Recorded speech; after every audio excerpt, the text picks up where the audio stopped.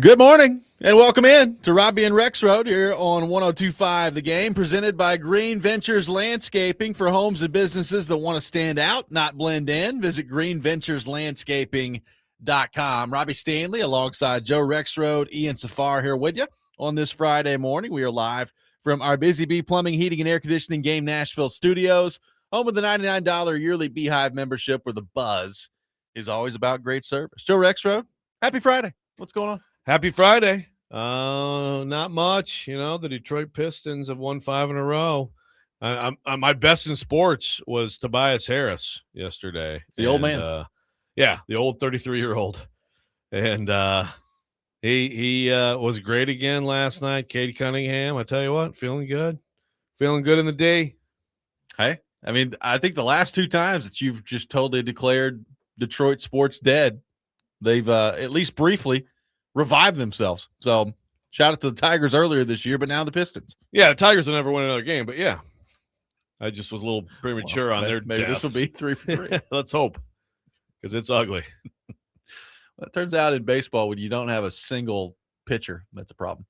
Yeah, I really hope Justin Verlander can come back at some point. He'd be their best pitcher. At age 70. Yeah. Ian, how we doing? What's going on? Good morning. Doing just fine. Thanks. Happy Friday. Should be beautiful weather today, tomorrow, maybe a little rain Sunday, but looks like some beautiful spring weather to hang outside this weekend. Should be nice. Mother's Day. Don't forget. I already picked up a little flowers yesterday. Throw those out there. So you've already given them to her? Yeah, I did. Okay, actually. I was gonna say you just outed yourself. If not, yeah, no, I did. Yeah, she's already seen them, so I just went ahead and got a little. At you just throw those out early. there. Yeah, that's pretty strong. Just sprinkle it in throughout the week. And then this way you don't have to necessarily forget at the end. Yeah. A little bit here, a little bit there. I was out of town for a couple days. So, yeah. But doing good. I watched a few minutes last night. Kept up some hockey. Looks like the Flyers are in trouble. Yeah, I think they're done. Yeah, about done. But yeah, how about probably done before the series started. How about my Pistons, huh? Yeah. Holding up in weekend winners for me last week. You guys did not have faith, Joe especially. That's true. That's true. But it could be Pistons against your Knicks. Here pretty soon. Should be a fun weekend. Hopefully the OG injury is not too bad for the Knicks. Well, I'm glad it didn't take JJ Redick long to start complaining about the officiating. All the Lakers series in which they have no chance. All the Lakers apparently never had any chance. Yep. But good to see. I mean, JJ Redick continues to be. Every time I watch him speak, I'm just like, man, I really don't like him at all. At all. What did he say? Well, I mean, it's not a new complaint from him, but LeBron's got just the worst whistle of any superstar in the history of American sports, basically. Oh, okay. That's I mean, never mind. They got beat by 18, so there's that. Yeah. Interesting. I mean, he definitely has a worse whistle than 23, but everybody does. So everybody in the history of sports does. So if you're gonna make that comparison, what's that? Even Brady? Well, I mean, quarterbacks. It's hard. Tuck rule? It's like the whistle. To me, it's like the superstar whistle. That really is a basketball or kind of a hockey thing, right? Like, wouldn't it really? Probably. You know what I'm saying? Yeah. I mean, I guess you could take it to baseball and talk strike zone or something like that. Benefit of the doubt, but in football, it doesn't really work, does it? I don't know. There are thousands of people who believe that if they just called the tuck rule properly, that Brady would have never got started. So I have no idea. That is true. The tuck rule would be someone getting a whistle. Of course, that was before anybody. You're like, oh, this scrub. Oh yeah, who barely played at Michigan. Oh, who's this idiot out there? Yeah. Oh yeah. Turns out he ended up being pretty good. At least top 3 best AFC East quarterbacks ever. Yeah, exactly. Well, Redick is unlikable. Real quick, Draymond is also not endearing himself. He's not this week. But also people are going way too far on him too, as you would expect, because again, it's like people don't understand that half the game is defense, but he's absolutely never been the player Barkley was. I get the joke he was trying to make, but it just kind of fell flat, and then it just sort of came off like him being a jerk, I was actually a little surprised that Barkley didn't just give it back to him. Barkley's kind of an old chill man now. Yeah. So, yeah. He's losing weight. Yeah, he is. He is. Also, did you see like Carmelo, and the whole thing with Carmelo and Dan Patrick? Yeah. It's a long story, but it's all about the Draymond thing, which becomes the Draymond Austin Rivers beef. And then I saw the Austin Rivers beef. Yeah, and then Dan Patrick is asking Reggie Miller about that whole thing, and then he said, "Just tell me whose crew would you rather have? Would you rather have, Draymond's or Carmelo's? Right? Carmelo's great score, Draymond 4 ring, and Reggie's like, well, it's all about the championship, so I'd pick Draymond. So then like Carmelo somehow gets offended by that. He's like, keep my name out of your mouth. Like, first of all, like you're in media, like, and also like understand what no one was even ripping you. He just used you as an example of someone with no rings, but with it's actually kind of a compliment when you think about it. Exactly. Yeah. And Carmelo, I don't know if you've seen him at all. I've seen him. He's bad. Not very good. Crap. It's some people just shouldn't do it, and he's just go ahead and don't. Anymore. I mean, look, my guy is Dwayne Wade, who has called games, who I believe was on the call for the gold medal game a couple years ago when the USA won, and he's awful at it. So I would not, I'd not do that anymore either. Yeah, I forgot about that. Is he still trying to do it? I don't think so. Not a ton. Yeah, that's right. I totally forgot about it. But that's no way better. Like, I don't know what Carmelo is in the studio. Like, it's like you add nothing, Carmelo. Glad we could rip Carmelo today. Hey, why not? Maybe he'll call in. The NCAA tournaments are expanding to 76 teams. Not that this is any sort of surprise, Joe, because we've talked about this now for a couple of weeks, but it is now official. It has been announced, and the NCAA tournaments are expanding to this. So we've gone through our reaction to this. I mean, I don't really know that we've heard from a single person, which is really a difficult thing to do in sports, but I don't know that we've heard from a single person who says, yep, good job. Good idea on this. So that part of it is interesting. You did the exercise at the Athletic this week. Which is worse, NCAA tournament expansion to 76 or college football playoff expansion to 24, which feels like that is coming at some point here in the world of college football. I guess we'll see what happens on that front. Do they go from 12 to 16 first? Do they go all the way from 12 to 24 first? Either way, it's coming at some point, one of the two. So we'll see what happens there. But what's the reaction been to the story that you've put out there at the Athletic this week? Well, I learned here that if you want a poll, if you want people to like see it, then you don't make it a reply to another post. Because I posted my story and then I posted the poll as a reply. So like I've got 67 people in like 20 hours. Shout out to those 67. Yeah, good job finding it, 67 people. But let's see. I'll still give you the results. We've got but the poll just said dumber : a 24 team CFP, a 76 team NCAA tournament, and the 76 team 61.2% to the 24 team CFP 38.8. There are some people who are arguing like other divisions have the that, so this just makes sense, which okay. I get it. I still think it's incredibly dumb, and I still am holding out some hope that somehow Greg Sankey will win against Tony Petitti, but the coaching, he's not being helped. Profession is on the side of let's just give everybody a trophy, give me a chance again. I can lose 4 games and get in the playoffs. So yeah, that sounds good to me. Well, Josh Pate made a good point on this a couple weeks ago, and he's absolutely right. The SEC coaches are pissed off because they've expanded to 9 conference games, and with that expansion, they were told that playoff expansion was coming, and it hasn't yet. That's what it is. Like, this is SEC coaches are saying, well, all right, we've done this, we've bitten this bullet, we've gotten to 9 conference games, and you told us that playoff expansion was coming because of that, so the losses wouldn't impact us all that much, and now here we are still sitting here at 12. So they're mad about it, and that's what it is. Well, and Sankey thought that they'd get to 16, and then everybody would be fine. But the 24 guy is pushing hard. So, I'm holding out a glimmer of hope, but it doesn't look great. And 24 is, I'm concerned about that. And I'll accept all of your rips of me for like being for any kind of expansion, because now you're really changing the math in the regular season. And maybe it won't have the impact that I think. And, it's still huge games, and it's like rivals, and 100,000 people are showing up, and it's still a big deal. Yeah. But I mean, you can certainly see how some coaches would approach things differently. If they're ranked third and there's 3 games left and they're undefeated, and it's like why am I going to get banged up for the playoff? I mean, that's the concern. There's a comment on your story that kind of, I read it and I was like, yeah, I think that's going to be a lot of people that are involved in this, that these decision makers just don't think about, that we've talked about. And this is from Andrew H. On the comment section at The Athletic of Joe Rexrode story. Says this: Hi, Andrew. I'm less likely to watch the regular season in both sports, which are becoming glorified scrimmages as postseason slots grow.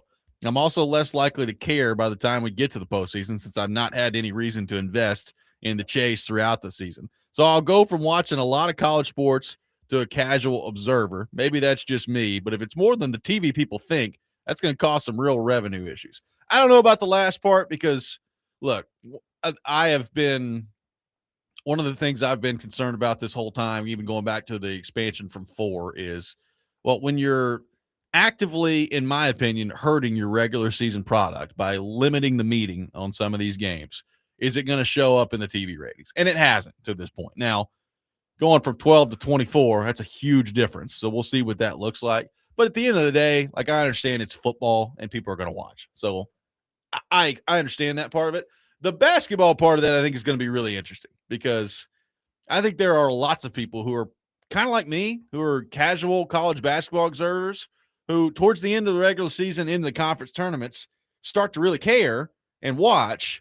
And now it's just like, okay, well, everybody's getting in the tournament. The conference tournaments at this point are going to basically mean nothing when it comes to the top programs and what that's all going to look like and all these things.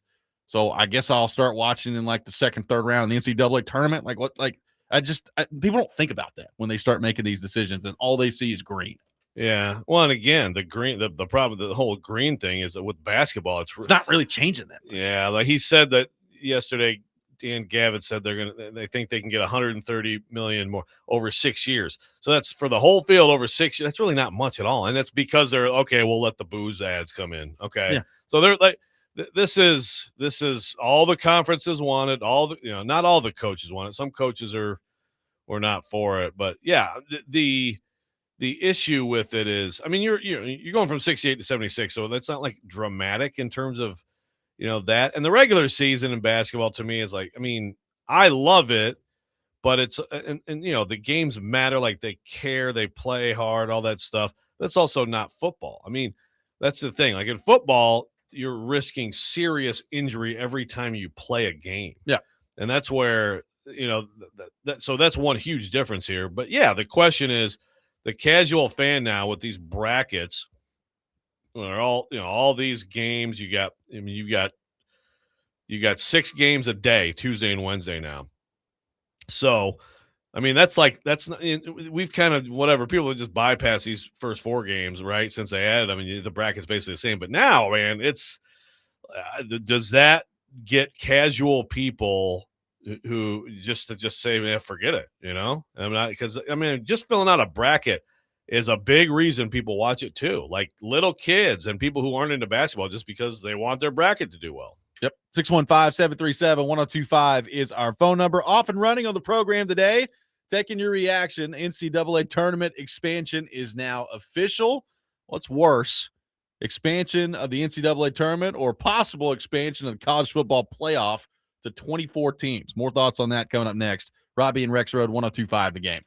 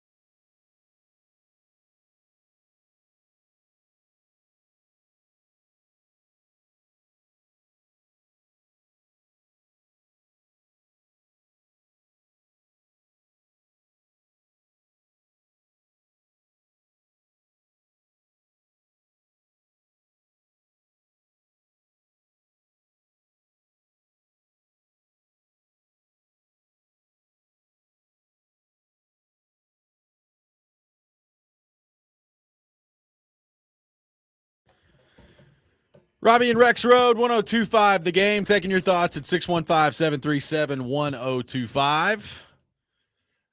What's worse, NCAA Tournament expansion to 76, which is now official, or a potential college football playoff expansion to 24, which could be coming at some point. A lot of different thoughts on this. Sonny on the text line says, I love college sports, especially football. I feel myself losing a little more interest after each of these changes or expansions. The people making these decisions don't appear to care about the fans. Matt from Fairview says, I don't think the casual fan won't care. The way I see it, more games to gamble on. This from Matt from Fairview on the text line, which I have heard that before of, hey, give me more inventory to watch, and that will lead to more inventory to gamble on for some of these people as well. That is true. Get excited for those 15 against 15 games and 12. I mean, but all the 16s now have to play each other, in one of the early games. Yes. That's what we all want. Yeah. So this quote is just incredible to me. Dan Gavitt, who I guess his title is the NCAA Senior Vice President of Basketball, they had a conference call yesterday after this debacle.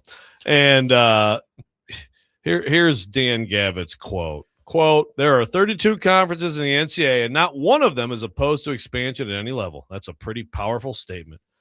While I know that there's not excitement in some corners of the media and fan base, our schools and conferences are saying, we need this. Dan, if you think this is some corners, If by some corners you mean all corners, then yeah. I mean, it's just like I don't even know what to say anymore. Sometimes, man, it's just complete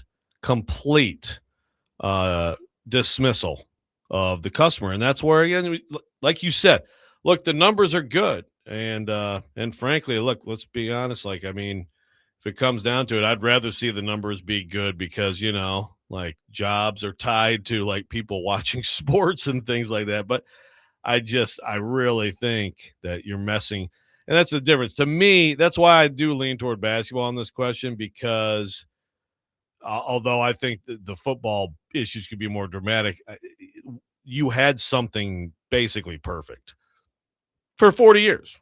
For 40 years. That's hard to do. Like, you don't see, you look around sports in America, pro and college sports, and how many formats go 40 years without really being. Doesn't happen. Yeah, because you found, like, the perfect thing that is, yes, the hardcore fans love it, and to me, the regular season is, I mean, it's still that I think they've done a great job lately of giving us great games and these preseason tournaments if you love basketball. But again, if you don't, you're into this thing, right? And so that's what I wonder is are you losing people? Well, the regular season part of this is why I'm football on this. To me, one of the greatest things in all of sports in my lifetime has been college football regular season, because every single game matters.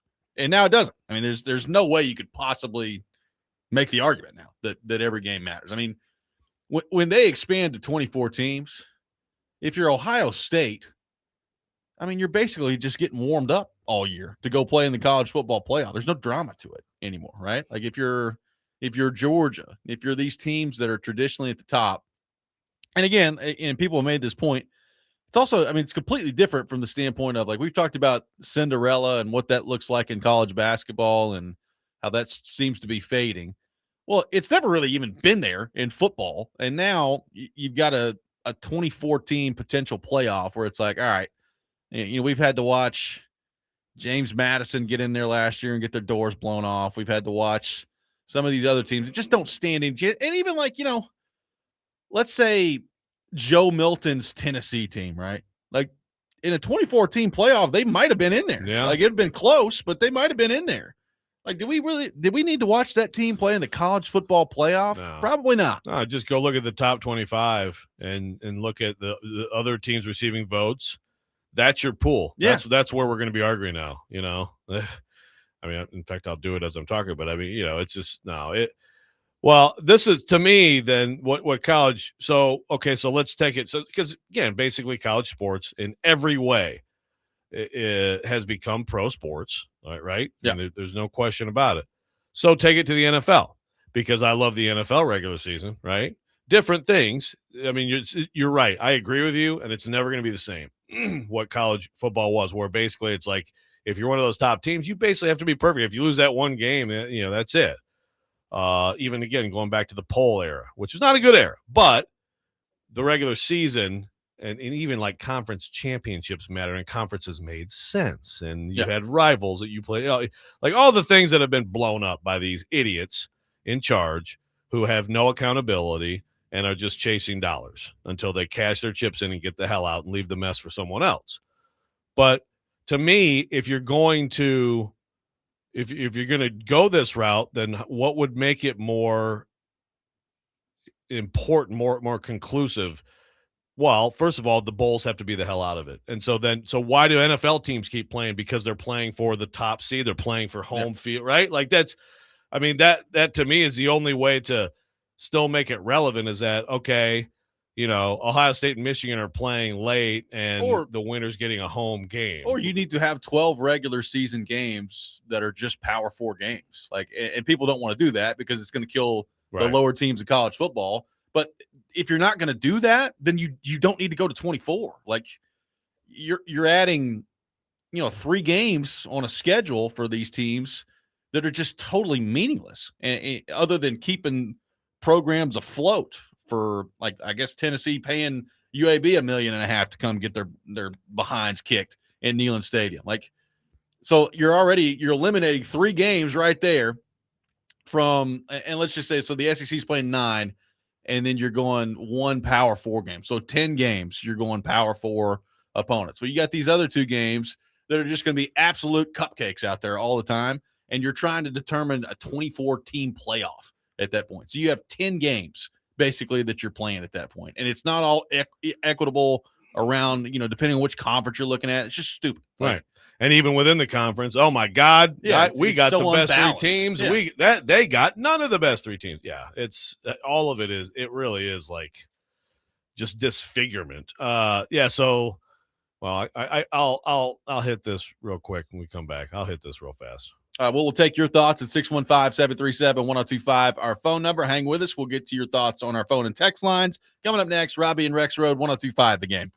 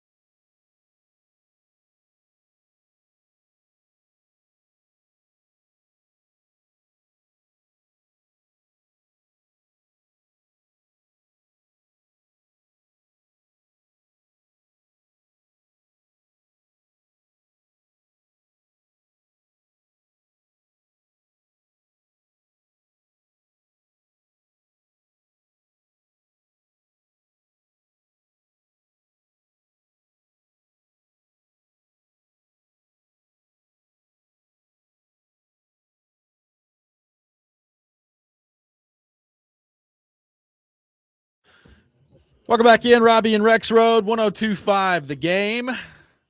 Taking your thoughts at 615-737-1025. Let's welcome Jared in Spring Hill to the program on our phone line, driven by WilsonCountyHyundai.com.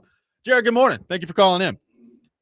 Hey, firstly, thank you, fellas. Firstly, happy Mother's Day, even when it ain't. So just a big weekend this weekend. It is. I'm definitely more I guess care more about the possible expansion of the college football. And that's, they haven't done it yet, so we can't really get all that upset about it. So, but I just think about it from, as a football coach, I think about how things are staggered, in Tennessee, for example, with the different classes, right? And that's done so because football is a pretty tolling sport on your athletes. And if you're and I understand, this is maybe not happening, or maybe won't happen, sorry. But you're opening yourself to the potential of having these college players play up against talent that they have no business playing, and then some of these kids could get seriously hurt. And I know I sound like the old man get off my lawn with this, but it's going to take one of those kids who has no business out there running around and is just going to get his clock cleaned on national television. And he's like, oh, really? Should, JMU's, 5'9", 160 corner be trying to guard Jeremiah Smith, and he gets, freaking blindside blocked over the middle? You know what I'm saying? Like, there's just those types of things that I feel like you're just opening up more. Basketball, fine, whatever. You already messed with that. Like you said, Joe said you had something great for 40 years, and you messed with it, so keep tinkering with it. You done messed it up. Now, unless you go back, you can't make it any better. But, so at some point, some of these kids need to be taken in consideration because, it's at the end of the year, and every team is on their second or third string people. I mean, depth is, something to be sought after by every college team. And these smaller schools don't really have the same amount of depth. And all for what? The TV dollar? So, again, it's just a little different with football for me especially. But, anyways, I'm the old man, get off your lawn. But, hey, happy Mother's Day to all of them out there. I hope y'all have a great weekend too, man. Love the show. Thank you, Jared. Appreciate it. Yeah, I just think in both cases, one thing that's, I think, similar in both cases, whether it's 2014 playoff, whether it's expansion to 76, is the fans don't want it. That's overwhelmingly, they don't want it. And look, we can have the argument as to whether or not the 12-team playoff is even worth the time with the teams that already make it in terms of competing for a national championship. I mean, the argument doesn't exist for 24. Like, again, I brought up the Joe Milton Tennessee team. There's no reason for that team to be competing for a national championship. No one wants to see it. I don't want to see it. It makes no sense to me.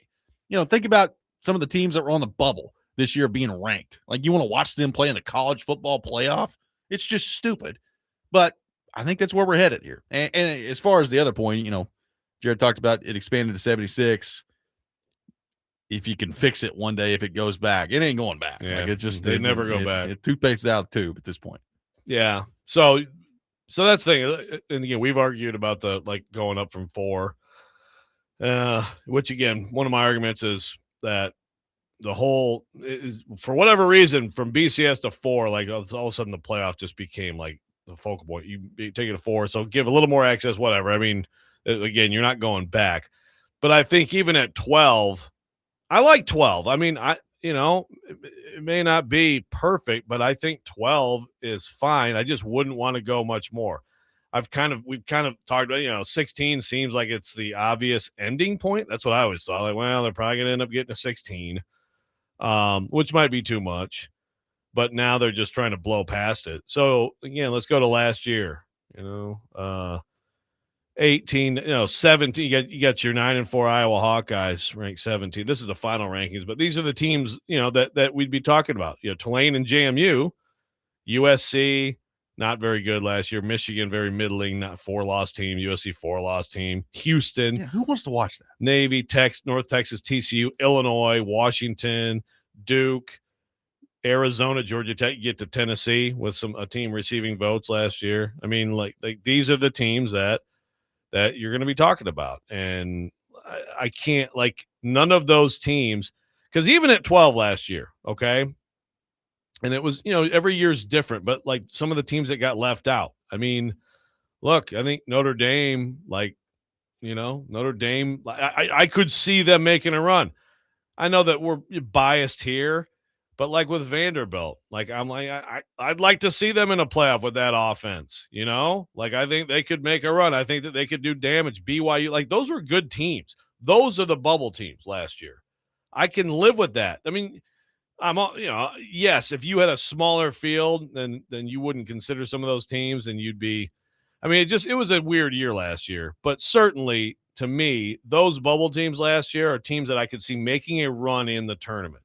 The teams I just mentioned at the bottom of the top 25, it's like, there's no thanks, no thank you. Go play in the Poulon Weed Eater Independence Bowl, which doesn't exist. But have fun at the Pop-Tart Bowl.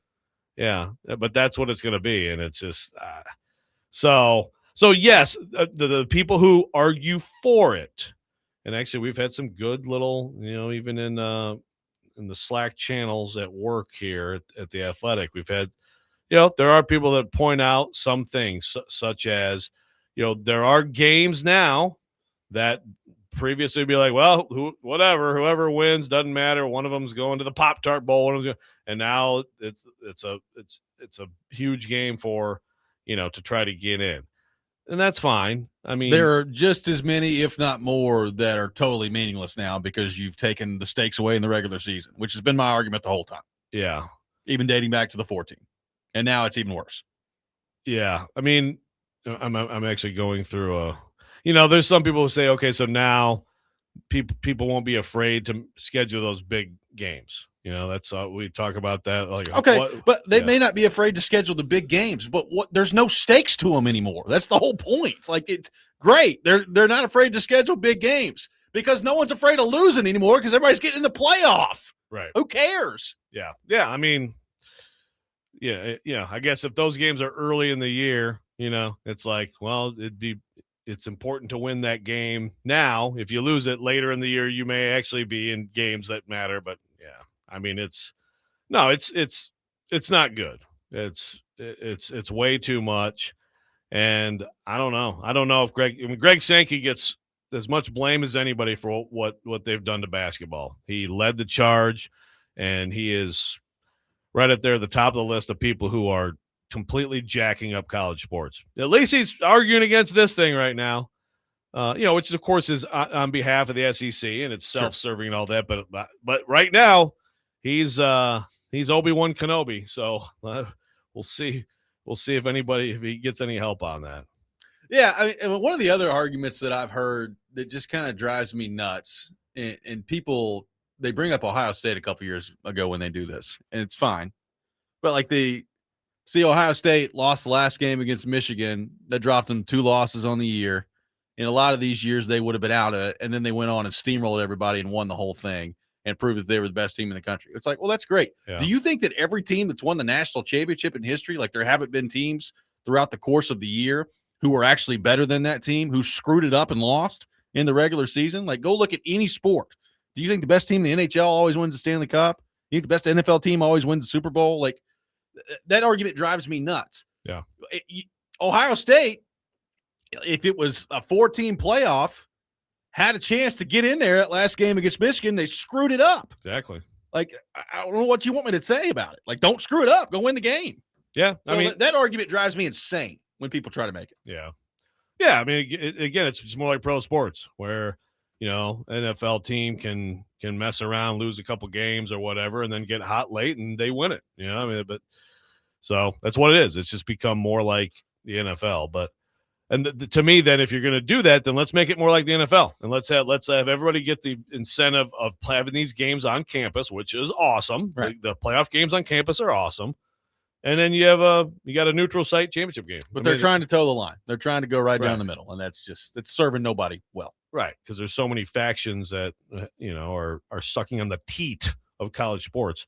But also, real quick on the basketball, Seth Davis has just infuriates me with how he has been for this. I actually had Seth Davis and Mike DeCourcy, and I did a debate with those two a year ago about this, and some of the stuff Seth said, I was like, man, are you kidding me? But one thing he said was like, what about a wall-to-wall basketball on Tuesday and Wednesday, right? Like now, well, it's not exciting, but I was like, well, that's one of the better things about it, at least, for someone who does love basketball. And then we found out yesterday that they're basically going to go triple header, late afternoon, evening against each other. So now none of these teams, before it was like, well, 16 seeds. Now we get our own TV slot at least. Like it's great exposure for our program. Okay, I get that in the first 4 games. Well, now they're competing against each other. It's just going to be concurrent triple headers. So it's not even what Seth promised. And it's not now. None of these teams get that full platform. It's just a terrible. I mean, from every turn, it's like, wow, that's about as bad as it could be. 615-737-1025 is our phone number, 615-737-1025. We began the week asking the question, is this the week that the Nashville Predators hire a general manager? Well, the week's almost over. We'll get into that coming up next. Robby and Rexrode, 1025, The Game.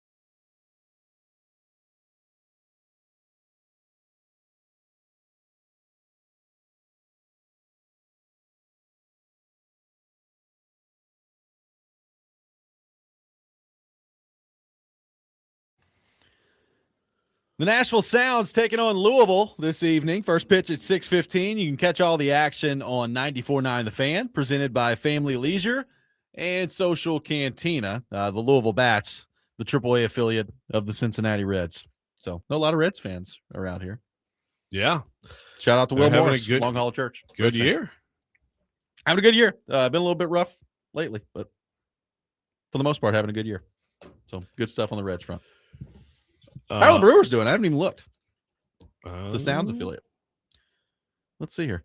Milwaukee Brewers are 19-16. That division is very good. Got the Cubs, the Cardinals, the Pirates, the Reds. I mean, the Reds are 20-18. They're in last place right now in the division. Well, the more Milwaukee sports we can talk about, Better off we'll all be. Yeah, exactly. Ed, real quick, Ed in the YouTube chat is really interested in my olive burgers. He's asked if I make my own olive loaf. No, olive loaf is different, Ed. Olive loaf is that's like lunch meat. You guys ever had that before? No. You ever had it's basically like bologna with olives in it?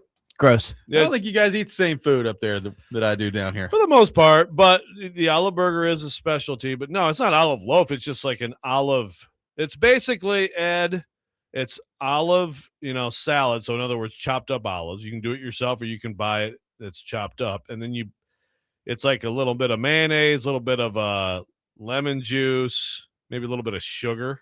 And then you mix it all up and put it on a burger. But there's something that the Peanut Barrel does that I don't have. Well, apparently we got to get it figured out. Yeah. So, but thank you for asking, Ed. Bringing it back to not olive bread. I've never heard of olive bread, man. That might be a bridge too far even for me. Olive bread? Ooh, I don't know. No idea. 615-737-1025. If you'd like to weigh in on olive loaf bread or anything burgers, else, let us know. Whatever you want to do.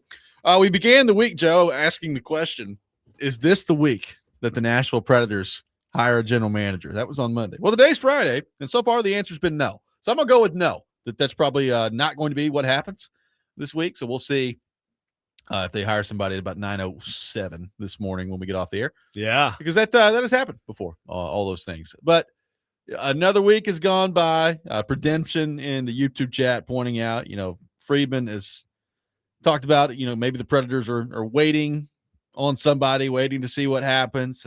Redemption's throwing out Ryan Johnson, and he's not been named GM in Vancouver yet. Maybe we'll see what happens on that front. There are still people out there that believe that Tom Fitzgerald's the favorite for the job, and that he's going to get hired ultimately by the Nashville Predators. Which do it then. My response would be, okay, well then hire him if that's the way it's going to go. So I mean, the fact that it hasn't happened yet, does I guess at least suggest to me, Joe, that maybe they are waiting on somebody. Maybe they're trying to make sure they've got their bases covered with the people that they already have. But if it's just as simple, I think some Predators fans over the last couple of weeks have just kind of resigned themselves to, well, it's going to be Tom Fitzgerald. Well, to me, if it's as simple as that, then it's not like he's waiting on anything. Go hire him and get this thing going. Yeah, if it's as simple as that, let it be as simple as that. But the Preds wouldn't, they wouldn't do something today, right? That's Friday is the news dump day. I wouldn't think when you so, hire your but GM, you want okay, and then now tomorrow you guys get to talk to him, and all week people can talk about it, and yay, Preds. Yeah, yay, new GM. My guess is that it's not happening today or this weekend, but I guess I could be wrong. Yeah, 8 p.m. tonight. Nice little press. The Nashville release. Predators have found a general manager at 1:14 Saturday morning. Neil says it can't be Fitzgerald. If he was a guy, they would have hired him earlier. Well, that's kind of what Maybe. You're saying. It's kind of like, I guess you can do due diligence. And is there someone else you want? Are people just, has there been anyone in the insider realm, the Friedmans of the world, the LeBruns of the world, who have said they think he's the favorite? Or is that just speculation? I think it's mainly speculation. But I think it's pretty clear based on the reporting around it that he's at least pretty heavily under consideration. So, but again, to Neil's point there, if it's going to be him, then hire him at this point. The one thing that I think from our conversation on Monday, you do have to keep in mind is the draft at this point it's not like they're changing up their entire organization from a scouting standpoint before the draft comes. So that work is being done. That's the work they're going to use by the time the NHL draft comes around. As I've discussed, it's not a great free agent crop this year. Now, you would still like your general manager to get in and evaluate it for themselves and come up with some sort of plan. Like I doubt very seriously the Predators are going to do absolutely nothing in free agency. So like you want to kind of get your ducks in a row there. But I guess the point is it's not like it's, oh, I got to come in and completely overhaul a draft plan and then we got a month's worth of work to do on free agency because it's so loaded out there. We got to figure out a plan. Like it is from an off-season standpoint, relatively quiet heading into this. So have to keep that in mind in all this. Yeah. And that's fine. But the free agency aspect. I mean, I don't know what the heck they might be. But again, I don't know what the heck they might do because different people do different things. Sure. Exactly. Let the person who would do the thing. I mean, ultimately, do the thing.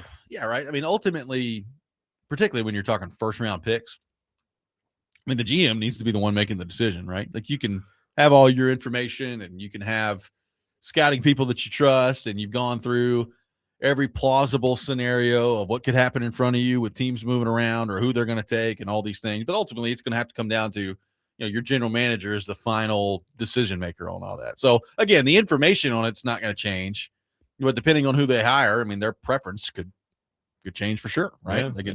And there's micro preferences like this player versus that player. Then there's the macro.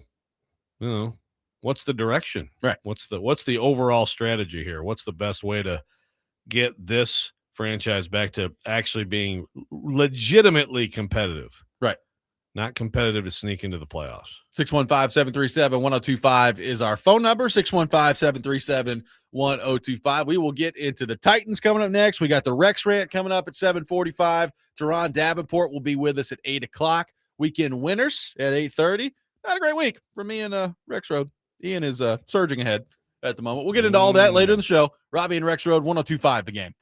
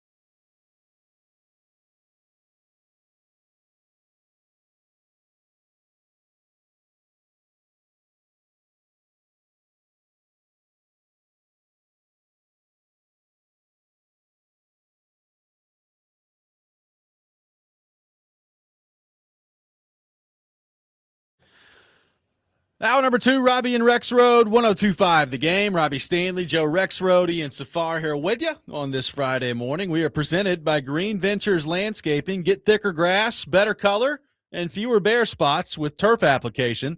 Visit greenventureslandscaping.com. Turron Davenport will be with us here in about an hour. We will get into all things Tennessee Titans with him. We are live from our Busy Bee Plumbing, Heating, and Air Conditioning Game Nashville studios, home of the $99 yearly Beehive membership, where the buzz is always about great service.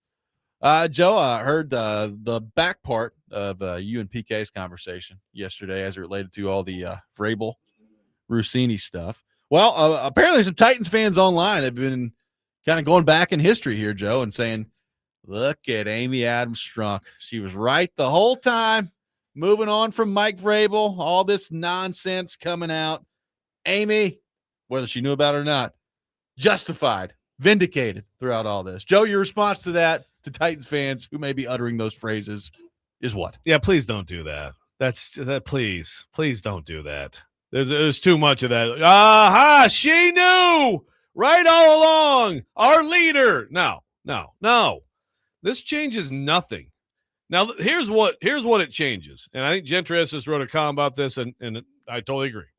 What it changes is Titans fans, because remember last year, how much did we talk about, oh, boy, got to look over there and see them just winning every week. And, it's just well, now, you, as a Titans fan, you can look at it and say, whew, well, glad I'm not dealing with that right now, right? I mean, So you certainly – and which also, by the way, brings the other side is like, what is – I mean, Boston, like, radio and everything must be so wild right now. Like, what are Patriots fans? Because I think there's certainly a lot of – and it's true. Like, I mean, Patriots fans think they're going back to the Super Bowl this year. Well, that's the thing. So if they believe – there's a lot of very true to say, this is not some outlier among, like, NFL coaches or players, that you would – have something like this. The situation is, the attention is, right? But, okay, whatever. This guy's a great coach. He's our coach. We love him. We just went to the Super Bowl. The players love him. Great. Who cares? But then when things keep coming out constantly, and you think about, well, just like the impact on him, right? It's interesting if you're a Patriots fan right now, like is there any erosion of, like, oh, maybe this is just not, I don't know. Well, it's an interesting.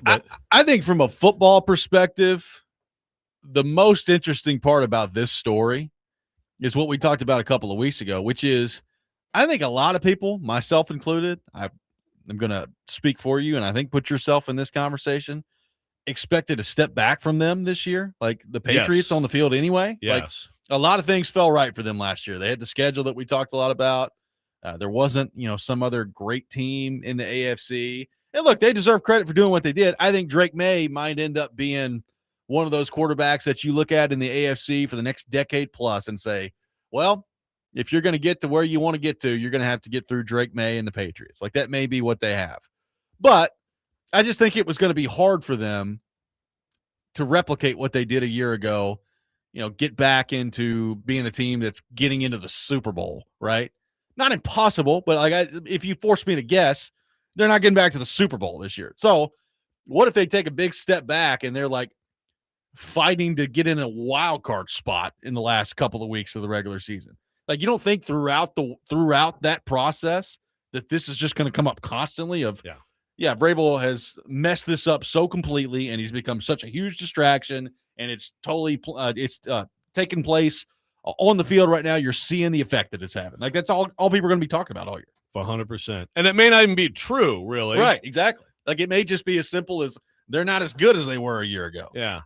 But also, I think there will have to be some truth in it, because it is. I don't care. Like, it is a distraction. Drake May has been asked twice about this, and he got ripped for, like, supporting it. Like, and just when you factor in how things are in life today with social media, like, I'm sorry, like, there's a lot of, like, if you're on X, there's a constant stream of this. Some of it is, like, really gross, in my opinion, but that's what's going to happen.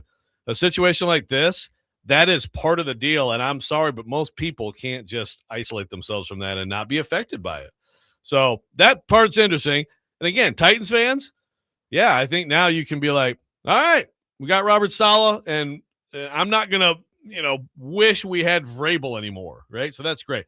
Do not make this any sort of relitigation of what happened at the end of Vrabel or anything like that, or other things that have happened since. It's not. This does not change any of that.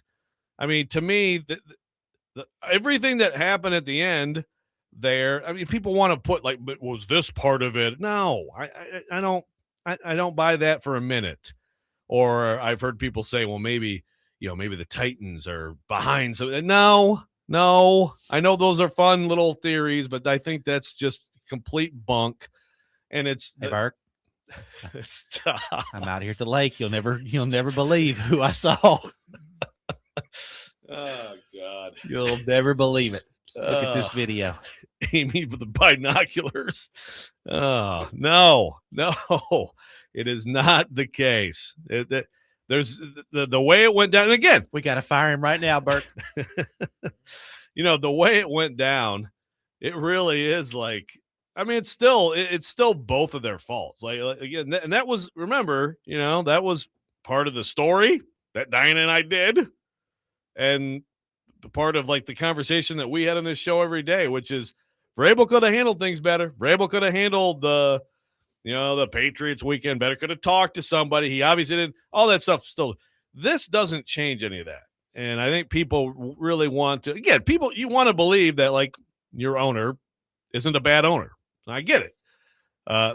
All this stuff this story is, you got to be able to separate it, and it doesn't change anything about. And again, all the other stuff too, of course, J-Rob, et cetera, et cetera. Like, so, just be happy that you have a different coach now. Well, be happy that you're not dealing with this. Yeah. Yeah. But also like this is not any sort of, revision of what has happened with ownership. Let's head back to our phone line. Welcome in Ed in New Jersey to the program. Ed, good morning. Thank you for calling in. Hey, good morning, guys. So I don't want to be Debbie Downer, but and I'm not exaggerating, so bear with me, because what I'm about to say, let's put it in the context of these are the Titans. I think we're dangerously close from a story leaking that she may have gotten information from another team and gave it to Vrabel, and now we have a tampering thing going on where it forces the NFL to get involved, and the next thing you know, Titans don't have a draft pick until 2035. I mean, I'm really going down that rabbit hole, because these are the Titans, and what can go wrong will go wrong. And I don't know, man. It's dangerously close, I think, to one more breaking story that would force Goodell to have the NFL be more engaged. That's interesting. Thank you, Ed. I mean, first of all, I don't know. I don't know. Look, for me to sit here and act like I don't like it's getting close to being over, I don't know. It feels like something else is coming out every day. So who knows? I have no idea where this is going to go. Right. I mean, that would, to me, the situation that he just put out there would take a lot to come out. Yeah. And then, like, does your attention turn to Vrabel at that point? Or does it turn to the Titans? Like, those are two different things. Yeah, it's an interesting question. I mean, I guess if there really was something that was like tampering or whatever, right? I think that would attach to Vrabel, wouldn't it? I would think so. But it's like so like it wouldn't attach to the Patriots or the Titans, but just be Vrabel. Yeah, but again, like we had Charles yesterday, and we did talk about the whole tampering idea, which is what some people and look, I think it's a fair thing to bring up with this when you talk about whatever you talk about compromise situation with media and source and all that, and like what people talk about the AJ Brown stuff or going back on, but like Charles said, I mean, Charles laid it out pretty. It's like to get to like that word tamper, it's got to be like really, the bar is very high. And again, another thing about this is like I understand this is taken off like wildfire, like the tabloids are going nuts. I mean, it's like you have this perception like, oh my God, what's next? But like, what are these things? I mean, they're just like further confirmation of like what has sort of been demonstrated, but right? Like, yeah. I mean, it's one of those things, people, ooh, and someone like still, okay, I got another show today. I can talk about the boat. Oh yeah. Let's talk about some love and sex. All right. I mean, like, people who are just completely just leeching off this stuff for their own benefit, they can go nuts with it. But what does it really mean? I love being able to look back at Ian when he knows he's got something he wants to clip up and just immediately just headed back over he's clipping it now. I can see him doing it. I feel like I just did Stilly there, but it was almost more like a South Park voice of Stilly. Oh, man, I thought I'd do my show about sex all day long. Yeah. But what does it really like? What does it really amount to at this point? You know, I mean, it doesn't. You know, it does. So, but I understand what Ed's getting at. You know, another thing to remember is like, again, all these insiders. You know, people have made the point about Jay Glazer. Like, you're too close to a lot of people you cover. Yeah. Right. Like I understand this is not the same, but I keep going back to that too, right? Like there's a lot of people that all of them talk to on a lot of teams and multiple people on the same team. And, you know, I think that people are looking at this and thinking it now, taking it to like someone who's out there just completely trying to, you know, savage all the other teams for the one source, which is a little bit dramatic. 615-737-1025 is our phone number. 615-737-1025. Burke, I'm in Arizona. You wouldn't believe what I'm seeing right now. Wouldn't believe it. Good God. More coming up next. Robby and Rexrode, 102.5 The Game.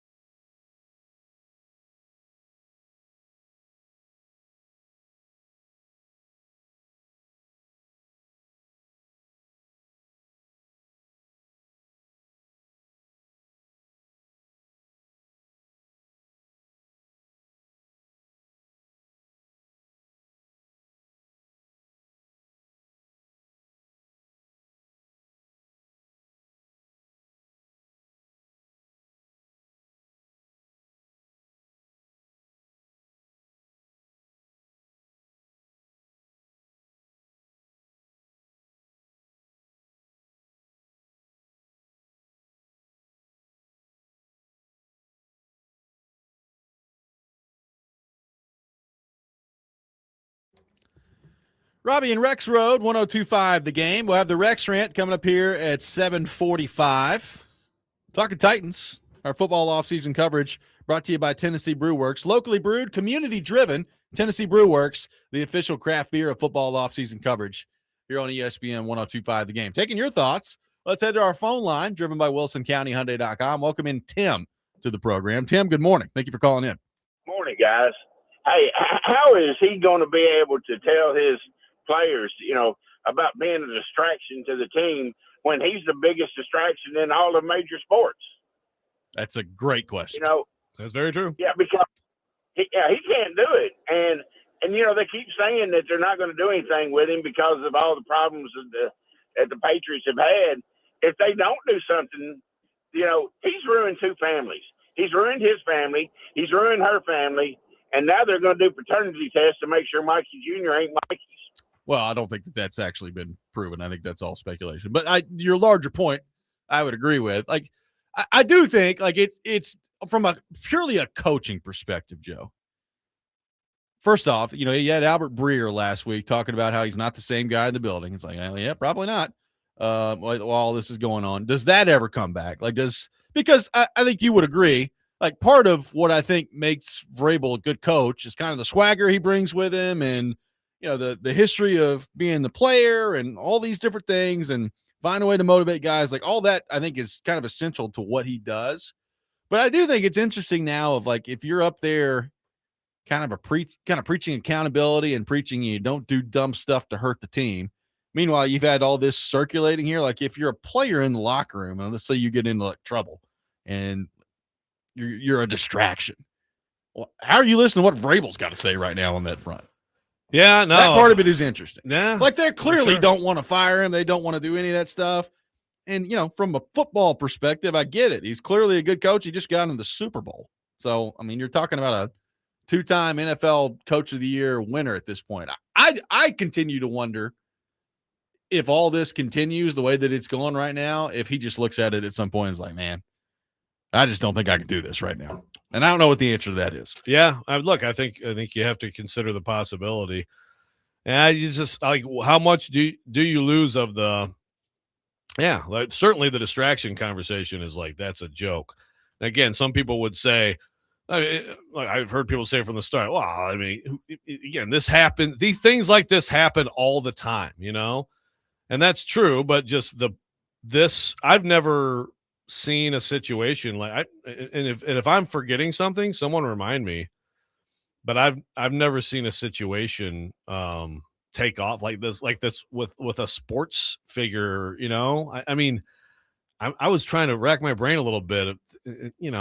Things come out or whatever, but I've never seen a situation like this. And again, then how does that affect this person who's supposed to be setting the standard for accountability, leadership, like you and the caller said, not being a distraction, all that stuff? How does that affect that person and the ability to lead?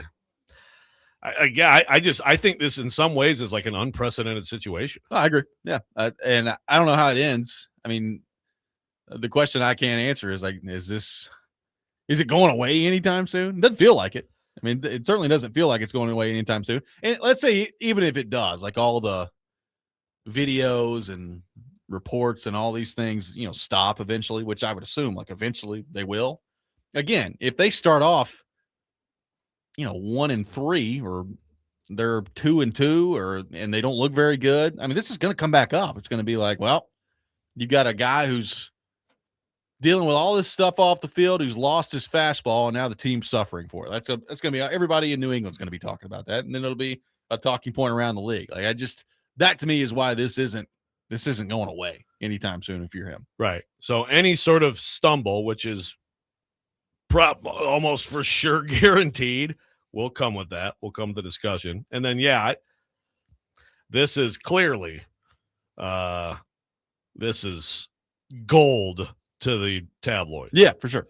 And again, I don't think TMZ's stopping anytime soon. Right. So every little thing, no matter how trivial, is going to, I think I saw Jim Rome say something they're sifting through it like the old gold, the 49ers and, the Yeah. river See looking if we for can find some gold. gold. Yeah. Yeah. I mean, and so that's, and again, and I mean, I joke about Cartman Stilly, but he's not the only one. There are people that are absolutely, there's this guy I muted, this dude who's like, I don't know. I've talked about him, I think, before, but I think he has like a 49ers podcast or something. I had to mute him, but like, it's just constant barrage of, and again, he's going with the NFL conspiracy theory, the media. Why aren't people talking about this? And it's like, well, I think people talked about it, but I mean, if you're hammering this every day, you're just doing that to like help your own numbers,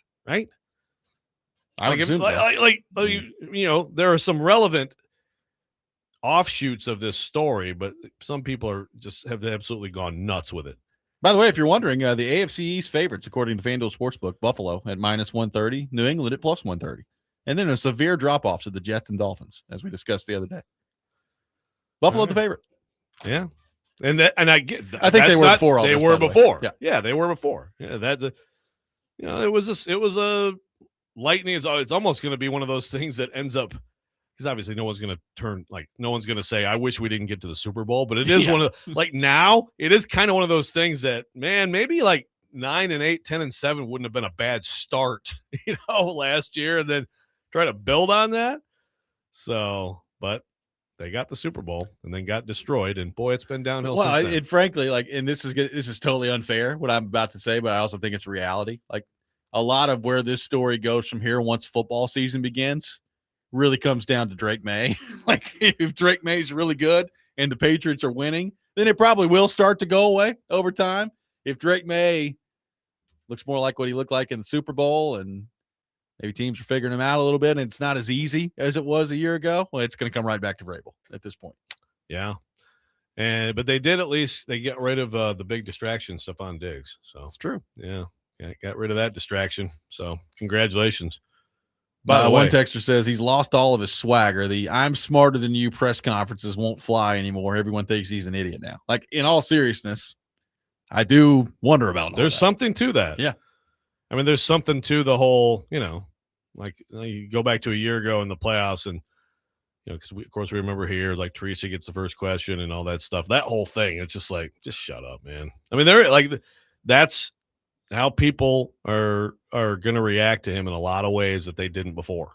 Yeah. It's just the reality of it. It's the reality of it. And the central question of, like, can you effectively lead a football team while all that is swirling?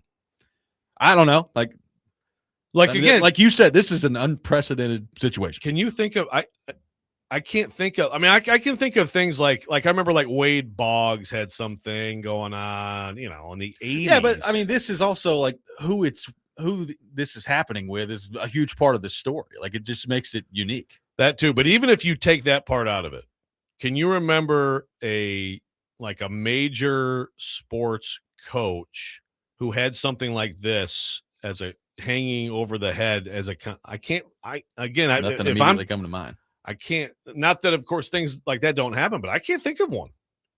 I can't think of one where it's been, especially this public. Now, again, you had, well, frankly, you want to go to like ownership, for example, Robert Kraft. There's things like that. There's Tiger Woods, sure, and his thing as a golfer. And that, that was a big part of the whole downfall there. But I just can't think of anything that would compare to this. Well, where would you put Bobby Petrino? Yeah, that's a good one. That's a good one. Now that was the thing with that was, it was like the accident happened and everything, and they showed up at the presser with the neck brace. The neck brace on. And that stuff came out later. But yeah, they kind of faked the wreck. Yeah. Or something like that. Or he lied about who was on the motorcycle, I think. Yes. No, that story is wild. That's a good point. I mean, that would be, but it's one of those things. Then he was out, right? And then he went, did he go from there to the Falcons, I think? Is that right? I don't remember the timeline in particular. That's a good one, though. That's a good pull right there, because I can't think of anything else. So, yeah, it's It's not over. It's not No. close to over. No. 615-737-1025.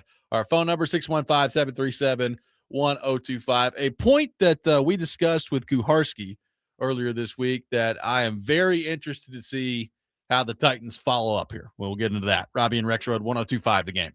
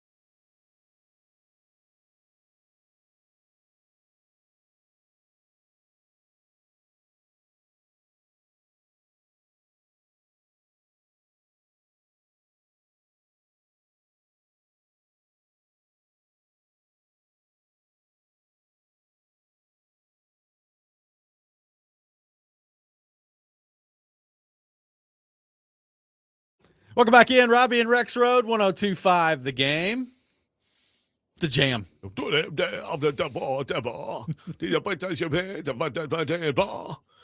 Anytime we get Rexrode singing, it's a win on this program. Falco, baby. That'll get the spirits soaring on a Friday. That one will probably get clipped, too. Been a busy morning for Ian. Ian, welcome back. Giving you lots of content today, Ian. Appreciate that. No problem.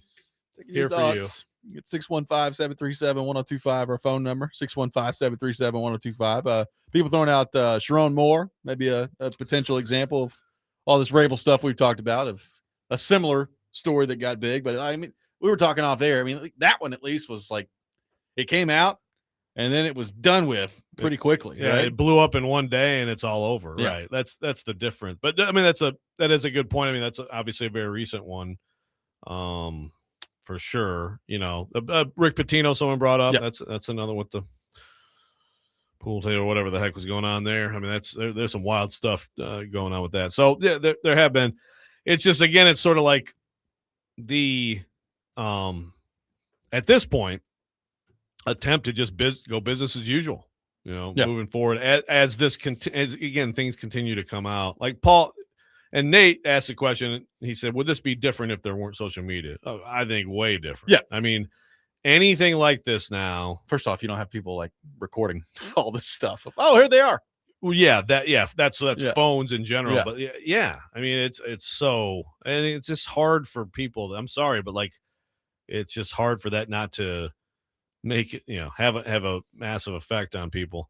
Paul is a good question. Says, you guys think every random NFL fan and clout chaser is searching their photos on their phone looking for a Vrabel pick they could sell, or is there someone out there slow dripping this? You know, I know that people thought like there's someone who, again, I've heard people talking about the Titans, like they no, or PI or whatever. I think it's completely the former. I think there's some dudes at that lake who were like, oh, I think I still have that video. What do you think TMZ will pay us? Like, that's what's happening. Yeah. Now there's people like the TMZ people are out there, again, trying to find every little bit of content they can find on it. Yeah. Interested to see where it goes and if all this stuff is done coming out or if there's more stuff coming. One thing we talked about this week with the Titans and Kuharski, we talked about this on Wednesday. I think you guys talked about it a little bit yesterday too, is when it comes to the Chad Brinker departure of the team, how do the Titans handle filling that role? Do they fill that role? Or does it go back to kind of the more traditional setup of you've got your general manager, you've got your coach, and the general manager is handling pretty much everything on the front office side of stuff, and you're not going out and hiring a president of football operations to do the Chad Brinker role? And if so, like, depending on what they do, what does that signal to you about Brinker and the role that was there? Like, I know PK's talked about this and has basically said, if they don't go hire somebody to replace Chad Brinker and what he was doing and don't take that seriously, well, it just shows you the whole thing was an absolute sham when it comes down to Chad Brinker, which I would agree with. Like, that's I don't know how you really view it any other way.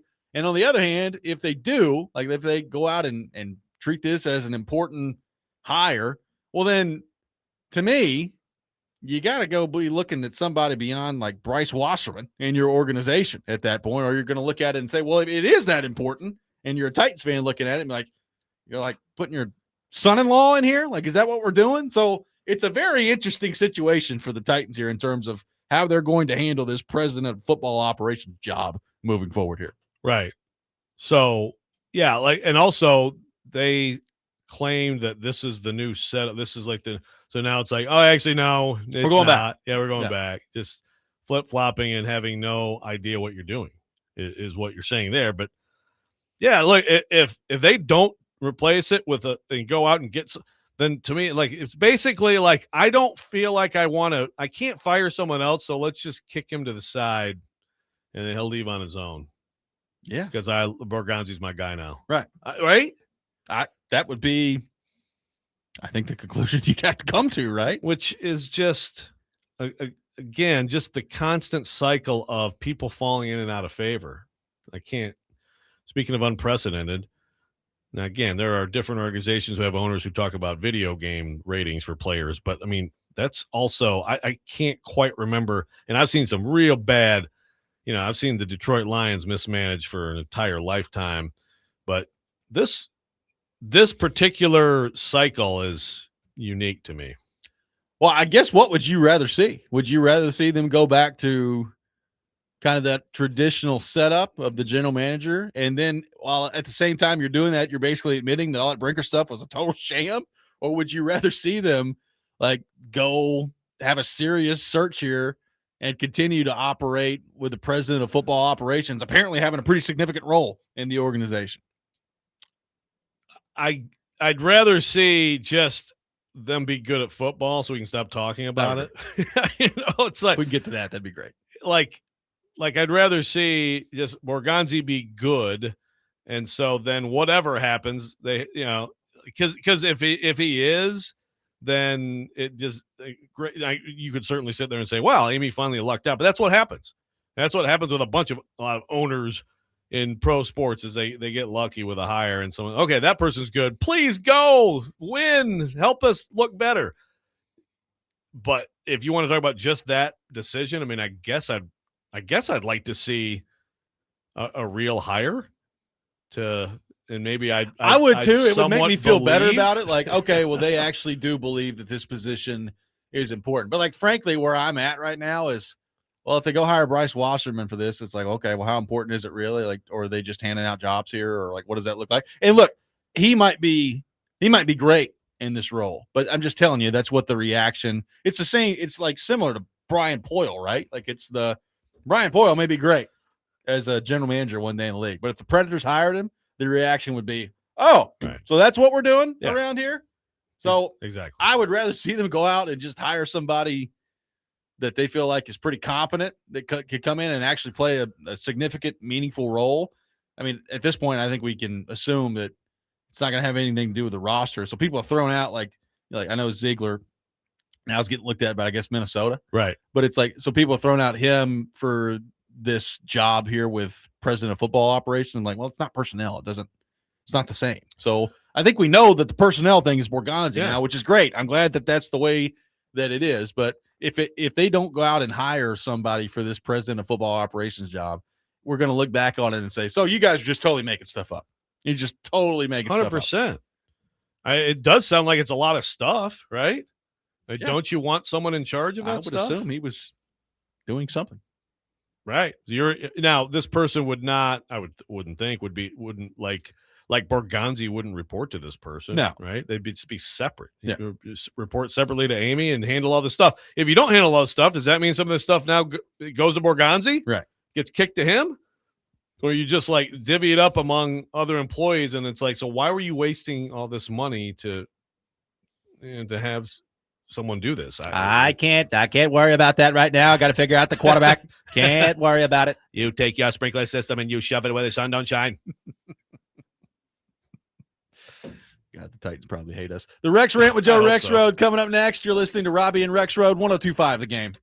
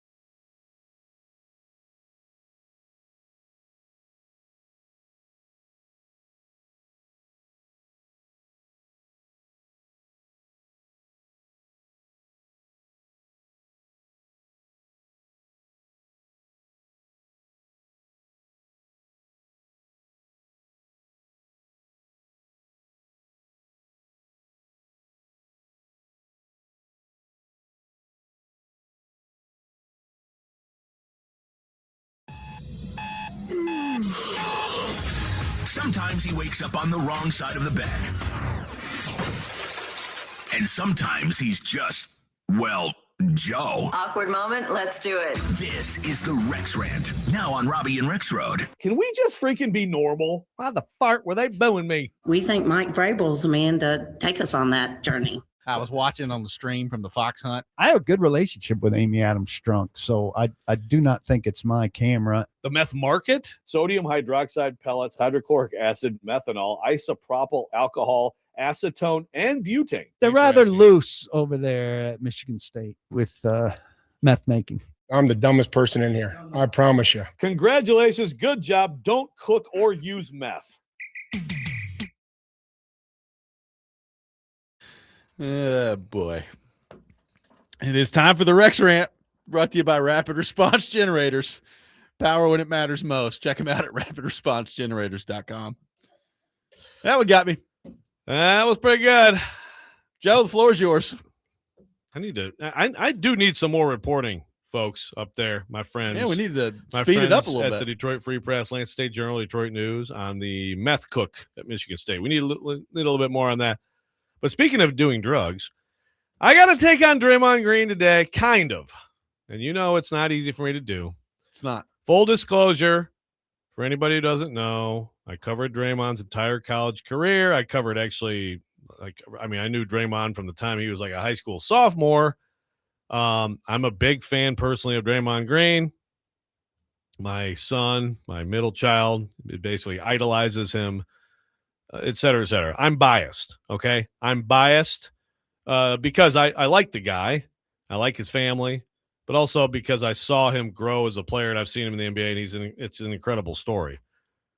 That said, I should have given. I'm sure the sound is findable out there, and I should have done that. But I'll read the quote that has started this. Like now, this is its own. The NFL has its stuff going on, which is bigger than sports that we've been talking about. This is kind of set up a little bit of a wildfire in the NBA, and people griping at each other. So Draymond Green on his podcast, the Draymond Green Show, for the most part, just completely praising Steve Kerr, who just said recently he's the best defensive player I've ever seen. Steve Kerr played with, among other people, he had Michael Jordan, Scottie Pippen, Dennis Rodman. Dennis Rodman is another one of those guys. He played with them, won championships with them with the Bulls, said Draymond Green's the best defensive player he's ever seen. And by the way, take that seriously because people disrespect that, and that's the other side of the Draymond Green discussion. But here's what Draymond Green said about Steve Kerr also in that praising of him. Said, quote, "As much as he's done for me in basketball, a part of me thinks he's hindered me in my career and what I could have become. But what he's also helped me become, like you got to take the good with the bad, man. When I think of who I was offensively as a player and who I became, I think part of that is due to him. I don't hold that against him. I'm forever grateful that he still put me in a position to be successful and that I could become Draymond Green despite my offensive role in our team," end quote. That's the actual quote. Now, of course, social media, the world takes the hindered, and it's basically been sold as Draymond was like, Steve Kerr hated me. I was, like, listen to the whole quote. It's not quite that bad, but still, no. The reality is the greatest players, people, whatever, you get to a certain point and you can be a little bit delusional. I mean, I've watched all of Draymond's career. We became kind of like big Warriors fans, as a lot of you know too, and Robby. Well, in those games, Draymond Green is one of I think possibly the best defensive player I've seen in basketball and what he became in the NBA. Offensively, he's their point guard. I mean, what he did was he led them in assists all those years because his job was, and he was an incredible passer and screener and creator of offense, again, catalyst, point guard in the half court for that offense. Get the greatest shooter ever the ball, get Klay Thompson the ball, get Kevin Durant the ball. That's what his role was. Teams didn't guard him.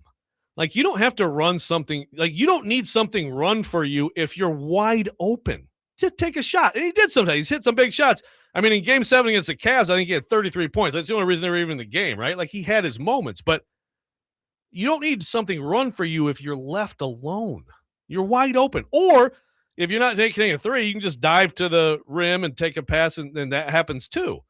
I don't understand how that even enters your Yeah, but the thing is, it's like one of those things he says amid all this praise of Steve Kerr, and everybody seizes on it, and so it gets blown out of proportion. But it never should have crossed your mind. Like it's just not realistic whatsoever. So since then, it's been this whole back and forth. And again, now he says this stuff to Barkley, and it's like it just kind of fell flat. I think he was trying to be funny about Barkley's time in Houston, and people are correctly pointing out that Charles Barkley is a much better player than Draymond Green. Charles Barkley is one of the greatest players of all time. If you watch Charles Barkley, he's a top 20 player of all time to me. No rings, top 20 player of all time. But Draymond Green's a first ballot Hall of Famer, and if he's not the greatest defensive player ever, he's top 5, and defense is half the game. So I will still defend him some too. Draymond Green has averaged 8.7 points per game in his career. Everything you just said about him is true. Like, he is one of the greatest defensive players of all time. If you think that Steve Kerr has like held you back from being some offensive superstar and your career average is 8.7 points per game, I don't know what to tell you, man. Like, it's, again, delusion, I think is the right word for it. So I heard his comments. I listened to what he had to say. I think when it's written down, it sounds more bad than it actually was if you watch him on the podcast. But to your point, it's probably something that you should have never even thought about or uttered. Like, there's no good that's going to come from that. How could you think that? And frankly, it's just wrong. Like, it's just like, you have Steph Curry on your team, you have Kevin Durant on your team, you've had Klay Thompson on your team. Yeah, there are reasons things aren't getting run for you, right? Like, it's very clear why things aren't getting run for you out there. Like, again, I don't even know, like, in that offense, like, what does that mean? Like, you don't need to run anything for you. You're alone. Like, why would you, I mean, I guess maybe in his mind, it's like I could have done a little more in the post and worked out of there a little bit more, and your sets. But again, whatever. You're at the top of the key. And he was incredible. He has been. He still is incredible at delivering the ball. That's not like nothing. Again, that's why he led them in assists, delivering the ball at the right time and all that stuff. I mean, their offense has been beautiful to watch. But I don't even know what that would like. Why would you ever run anything for anyone but Steph? I don't even know that I'd run that much for Klay. I just run things for Steph, and then. If the defense does a great job and he's doubled or whatever, then fine, then you play off that. But like, isn't that what you run every play for? Like one of the top. I mean, Steph is a top. I don't know. Top. I mean, is he a top 10 player of all time? You can make the argument. So I mean, it's a matter. So I guess at that point, it's a matter of opinion. But yeah, you can make the argument. Yeah, like every play when he's on the floor, I'm running for him, and then when he's on the floor, okay, I guess you can run something for. Brandon, and what's his name, or Leandro Barbosa, or Sean Livingston, or little Iguodala, run a lob play to Iguodala, Finals MVP. Sure, that's right. Do you should have been Draymond, by the way? Do you know the nicknames that Basketball Reference has for Draymond Green? There's 3 of them. No. If Day-Day better be one of them, though. Day-Day is the first one. That's what he was called his entire childhood and Michigan State career, Day-Day. Day-Day, the Dancing Bear. Yep. And Dre. Those are the 3. Well, the Dancing Bear was when he was a freshman, Michigan State. They got to the championship game in Detroit. That was Clark Kellogg because he came in off the bench. I mean, if you watch Draymond back then, talk about chubby. But he came in and made all these plays, and Clark Kellogg, he's a dancing bear out there. So at least I get those nicknames as opposed to the Pharaoh who was promised or whatever the heck's going on with, these quarterbacks. Steph has 5. One of them being Steph. Baby-faced assassin, Chef Curry, the Human Torch, and Threesus. Threesus. Okay. I mean, Chef Curry is the one that I know. Like, people do that. Yeah. I've never heard of any of those Human other Torch. things. The Human Torch? It's amazing where they come, like where they find these things, or do they just make some of them up sometimes? Like if someone says it one time, then it makes Basketball or Football Reference. LeBron has 10 on his Basketball Reference page. Let us have them. King James, LBJ, Chosen One, Bron, the Little Emperor, the Akron Hammer, what? L Train, Benjamin Buckets, Captain L'America, and Legoat. These are all on I've the heard basketball Legoat. reference page. I've heard Legoat. I've heard some of the couple early at the beginning. The Little Captain Emperor. The Akron Hammer. What was the one before? Like the third from the end? Benjamin Buckets. Yeah, Benjamin Buckets. I guess that's like because he doesn't get old. Like Benjamin Button. Yeah. Reverse aging. Yeah. Wow. Captain Okay. L'America. Interesting. Captain L'America. Sounds French. Turron Davenport will be with us coming up next. We'll get into all things Tennessee Titans with him. Robby and Rexrode, 102.5 The Game.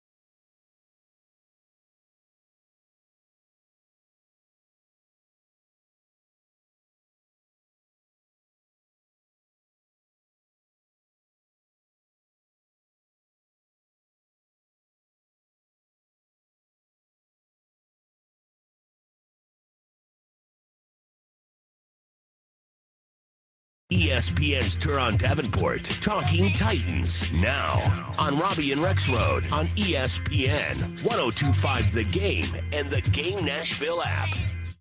It is that time of the week. We head to our phone line, driven by WilsonCountyHyundai.com. Welcome in our friend Turron Davenport to the program, presented by Bart Durham Injury Law. TD on our phone line, driven by WilsonCountyHyundai.com. TD, good morning. How we doing? Hey, good morning, fellas. How are you? Doing awesome, man. Appreciate you taking time to be with us this morning. So, TD, I want to start here, assuming health, and boy, is that a big assumption in the National Football League. But in terms of steps from year one to year two from Femi Oladejo, when camp rolls around, what are you going to be kind of looking at in terms of Oladejo to signal to you that, all right, there are some meaningful steps being taken from year one to year two, and he can play his way into being a factor for the Tennessee Titans this year? Yeah, I think the main thing is going to be looking at how he's able to layer his pass rush moves, to see what he's able to do in one-on-ones. That's going to be the real telling time where you can see what he's worked on and what he's picked up. And I think that's the main thing, because seeing him go back down with his hand in the dirt, I think that's going to be something that's still another step for him and something, an adjustment. And just seeing how he could get off and all those things. I'm more from a technical side of things, like what he's able to do. Kind of along the same lines, there's a question I had for PK today, Turron, which is, do you think it's more likely the Titans find a difference maker at edge? Say, Femi takes a big step, and or, Falk comes in as a rookie in particular and really, moves the needle as an edge, or that they find two solid starters that they feel good about this year at center and right guard? Can I pick C? Is that all or none of the above? None of the above. No, I don't know that they're going to find a difference maker as far as like a 10-plus sack guy. I know one thing. Both of those guys are going to be good playing the run, especially Falk. When you look at the way he's able to, set that edge aggressively and, be able to, do those things, get in the backfield and make tackles for loss and things like that. I think that's going to be a good opportunity for, the young fella to come in and have an impact. But I would be very surprised if either of them has, 8 to 10 sacks. You know what I mean? So I'm not going to take option A. Option B, that's a tough one, because I really am not familiar with Austin Slopeman at all. So it's hard for me to say that he's going to have success or not. I like Jackson Slater. I think there's a good chance he emerges and becomes a starter at right guard, but, it's so early. So I know you asked me to take one or the other. I can't take either, man. I'm going to have to, tell you next question. No, that's fair. That's totally fair. Kind of along the same lines as what we were talking about with Oladejo and Falk. In the midst of all that is going to be Jermaine Johnson, and obviously we have seen him, TD, be a good player in this league before. He's a Pro Bowler in 2023. We know about the injury that he dealt with a couple years ago. So, having said all that, you're with a coach and the staff that you're familiar with. Obviously, if you're him coming back here, as you look at him heading into this season, what are your expectations? What do you think are fair expectations on the Jermaine Johnson front, kind of being added to the mix here this offseason in this defense? Now, he is a guy I could say 8 to 10 sacks should be basically the expectation. He's another year removed, and he's back in a scheme that clearly fit him the best. And then in addition to that, when you look at just being back with Robert Saleh, there's an energy there that you get. And I look, it's a contract year too. And we all know that money talks, and guys tend to elevate themselves or just people, period, tend to elevate themselves when there's an opportunity to cash in. So I would say, 8 to 10 sacks. So Will Levis, TD, I didn't think he'd still be here now. He's still here. I'm sure he did not anticipate that he would end up. Of course it's possible, but anticipate that he'd be coming back here, and it's like you gotta get a place, and you're gonna show up to work at the old place, and you're one of 4 QBs.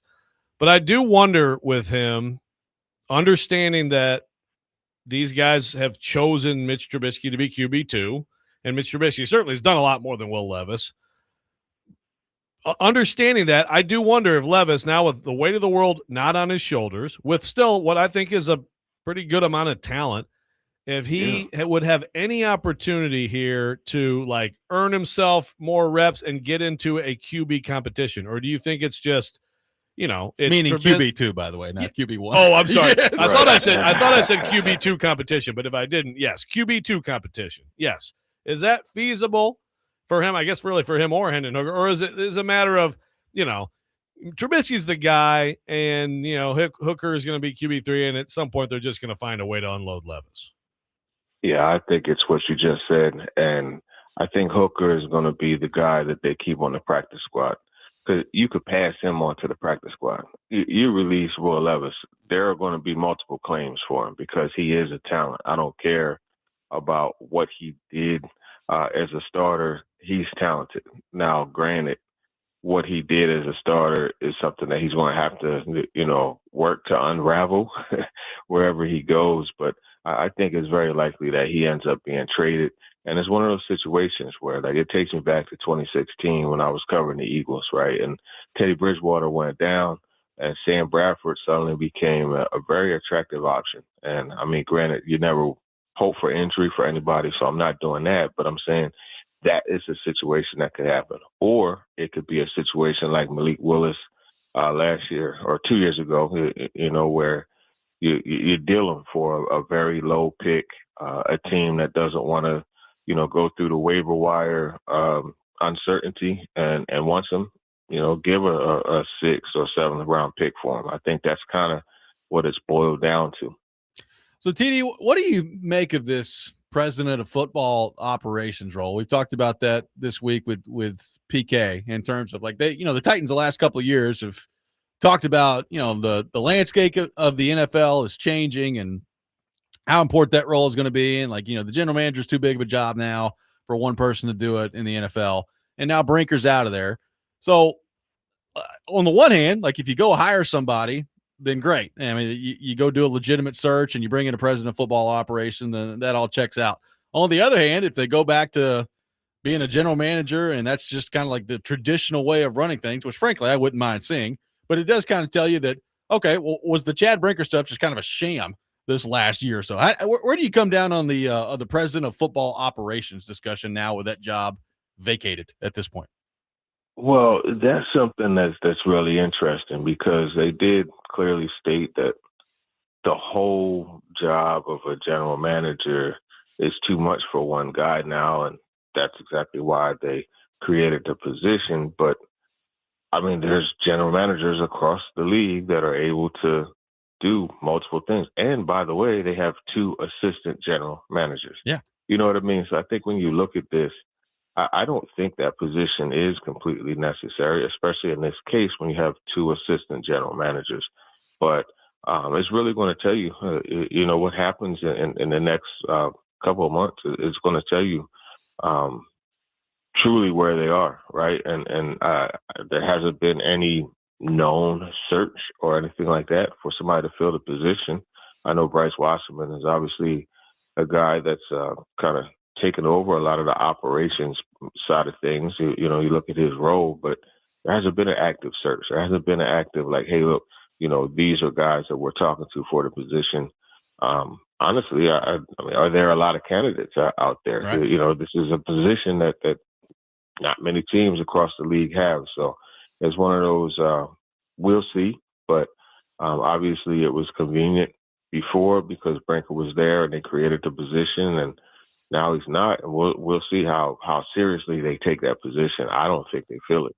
No, I mean, it's a great point. But even someone had just texted me a few minutes ago, TD, with the same thing, which is wouldn't we be hearing something about some kind of search? But yeah, who would even, it's not the people we know about in NFL front offices, the whole job and the whole point is to get to the point where you're in personnel, you're picking a team's players, right? I don't even know.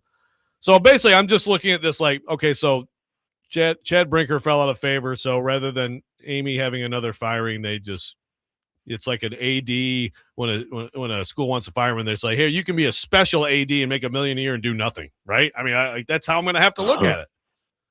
I need to find that position, special AD. Well, the Kentucky, the Mitch Barnhart, who has messed up stuff at Kentucky, they're paying him $1 million a year to do nothing. Yeah, no, Yeah. I need to find that position for myself. We all do. I mean, granted, like, Chase is paying us what, $2.5 million now? Is that our salary? Yeah. So, but just good stuff there on that front. I'm interested to see what happens with the Titans there, because if they don't, I mean, first off, you just look at it and you say, just the dysfunction conversation continues. I guess that's my main thing, TD. I am very much looking forward to the day where I don't have to utter the phrase dysfunction around the Tennessee Titans ever again. It'd be nice. Man, listen, you look up dysfunction, you're going to see that darn logo pop up on the page, man. I mean, think about it, fellas. Think about it, right? And this is a league that includes the New York Jets. Yeah. Really, though. I mean, we're talking about November of 22, Robinson fired. 23, Brand hired. 23, Vrabel fired. 24, Callahan hired. 25, Rand fired.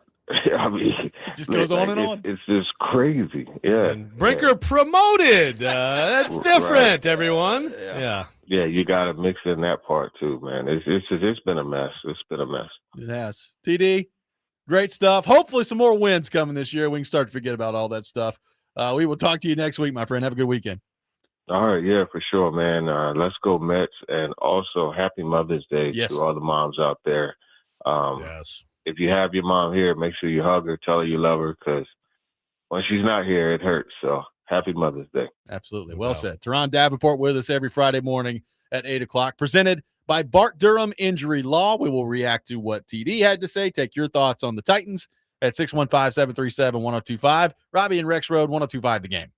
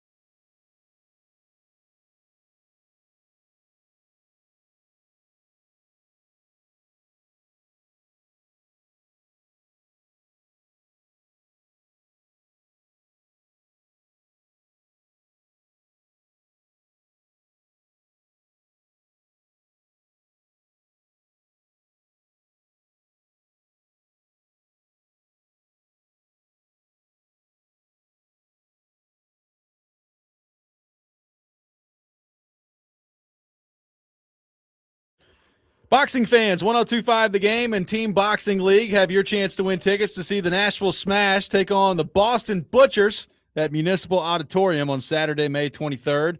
16 rounds, 16 fighters going at it for one round of nonstop action. Text the keyword FIGHT to the game text line, 615-737-1025. It's FIGHT to 615-737-1025. Appreciate TD for being with us in the last segment. The Jermaine Johnson, if that's the way it goes, that would be a very welcome development for the Tennessee Titans if he could put together an 8 to 10 sack season. Oh, yeah, that would be welcome. And, with the other guys, I'm not necessarily, I kind of qualified this for PK yesterday as we were talking about I'm not setting the bar like at 10 sacks or anything like that. It's like just maybe a little bit more like Harold Landry. What I think Ian said he had 4.5, right? 4.5 last year, 4.5 sacks. But then went to 9. Then went to 9 year 2. Maybe like a little bit more impact than he had when you saw that he could play some as a rookie, but a little more impact than that, Yeah, a little bit more production too, but especially just, again, like you can. I mean, Keldrick Falk got drafted off 2 sacks, right? So I would still call him a difference maker at the edge for Auburn, with the pressure, with the 30 pressures. Didn't finish, has to finish for sure. You want to see more production. You can still make a difference. And, okay, we have to give a little help to that guy because he keeps beating our left tackle, our right tackle. That's kind of what I'm talking about. Are either of these guys going to at least get to that point where you want them on the field if you're the Titans in obvious passing situations? Like, do they make a difference on the field? If we had to pick one player to lead the team in sacks this year right now, is it Simmons? That's probably where I'd go. Simmons, Johnson. It's probably one of those two, right? Franklin Myers. I would go Simmons, but to be honest with you, I think it needs to be somebody else. That would be my answer to that. Yeah. Like, what did Simmons end up with last year? 10? 8, 9, something like that. I thought. Did he have 10? Figures. Yeah. Did he get to 10? Okay. I thought so. I think he did. Let me pull it up. But first off, can he get to that number again? I mean, you can have a similar impact of he had 11 last year. So can you get to right around 11 again? If so, great. But you'd love to get to the point, and it probably is unrealistic this next season for these two rookies, or for Falk and for Oladejo in year 2. But like eventually, like drafting those guys where you drafted them, particularly Falk, yeah, I mean, they need to start turning out some 11, 12, 13, 14 sack seasons, right? I mean, I don't think that's too high of a bar for a first-round edge rusher. Yeah, with 10, 11 anyway. Yeah, I mean, double figures, consistently. Yeah. So multiple years. I think Simmons up the middle. Look, if he's in the shape he was in last year and he's still got that motor that he had last year, you would think that the situation around him is improved, right, defensively? So, I mean, who knows? That doesn't necessarily always mean your sack total is going to go up. But, I mean, the thought of him and Franklin Myers together, and if Jermaine Johnson is close to what he was prior to injury, well, that's pretty good right there. Like you start to, and that's even beyond impacts from Oladejo and Falk, which we'll see about all that. But if those 3 things happen where you've got Simmons at the level he was at last year, paired with John Franklin Myers, who's now in the fold, and you get Johnson to play the way that he was prior to the injury, that's pretty good development in terms of the overall quality of your pass rush right there. Right. And look, if it's I think Karski mentioned this possibility that maybe you have a lot of people hovering in the 8 range. Great. Yeah. I mean, the bigger number is like you need to be getting into the 40s as a team. Right. Can you get in the mid 40s as a team in terms of sacks? And again, like what is the actual impact? Like what's your third down defense? Like how often are you getting them in third and long? There's a lot to it. You certainly would like to see some highly productive numbers from the people who are paid to sack quarterbacks. Do we think the 60% playtime rotation should apply to Simmons and John Franklin Myers? Is that a universal thing? Will that apply? Should it? I mean, I don't see how, like, to me, you got to tilt things toward your best players. If they're as good as they should be this year, that seems low to me. I mean, I would give Simmons whatever he can handle. I mean, what was the what was the percentage that he played last year? Let's see if I can figure that out real quick. But I would assume it was more than that. So I'll see if I can find those numbers. But if he's in that type of shape like he was a year ago, I mean, you could see it, right? Like it was pretty obvious early on. It's like, well, okay, so he's lost some weight. He's moving really well, and he's fresh. Like he's making an impact throughout the entire game, like the whole game. And everybody knows that he's really the only one to worry about on the defensive side of the ball for the Titans, and he's still making this impact. So I do think you wonder, with some more help this year, what does that mean for him individually in terms of the numbers he's going to put up? 72%, yeah, is what he played last year. So it's a high number for a big fella. But yeah, he was in great shape, and he didn't too often to me look like he was suffering for it. So, but yeah, if he's in that shape, I mean, I'd want him around 70. I would agree. I mean, in a perfect world, you're winning some of these games, and you can afford to maybe take him off the field a little bit more. Like I'd like to make sure he's fresh and mitigate the injury risk as much as possible. But if he can handle it, I'm not afraid putting him out there 70% of the time. Yeah. I like the philosophy that Saleh has, but there's some, and it depends on the situation of the game too. Like in some games, maybe when you aren't ahead, you're behind, whatever. I mean, I think you got to lean on your best player sometimes, right? And depart from the formula. 615-737-1025. Our phone number, 615-737-1025. Subscribe to our YouTube channel at 1025 The Game for live shows and exclusive content. We appreciate the YouTube chat flowing, as always, today here on the program. Weekend Winners is coming up next. You're listening to Robby and Rexrode, 1025 The Game.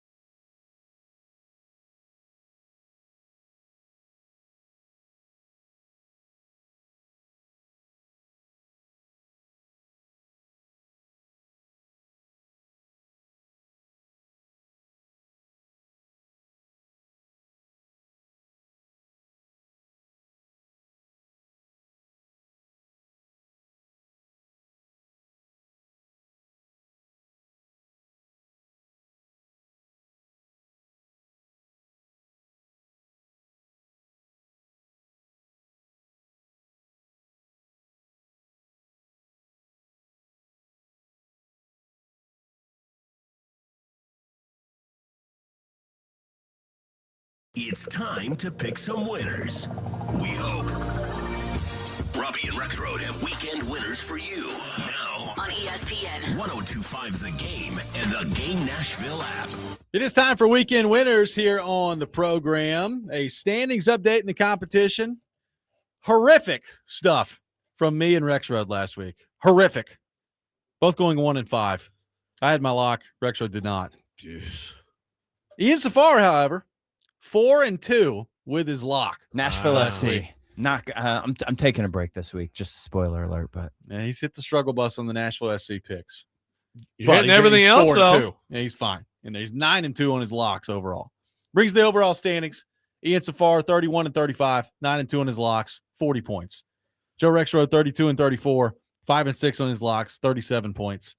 Myself, 29-37, abysmal. 6-5 on my locks, 35 points. We're all under 500. So need We're to all work under on that. 500. The locks are carrying in, but we're all it's competitive at least. It is. So need to work on all that.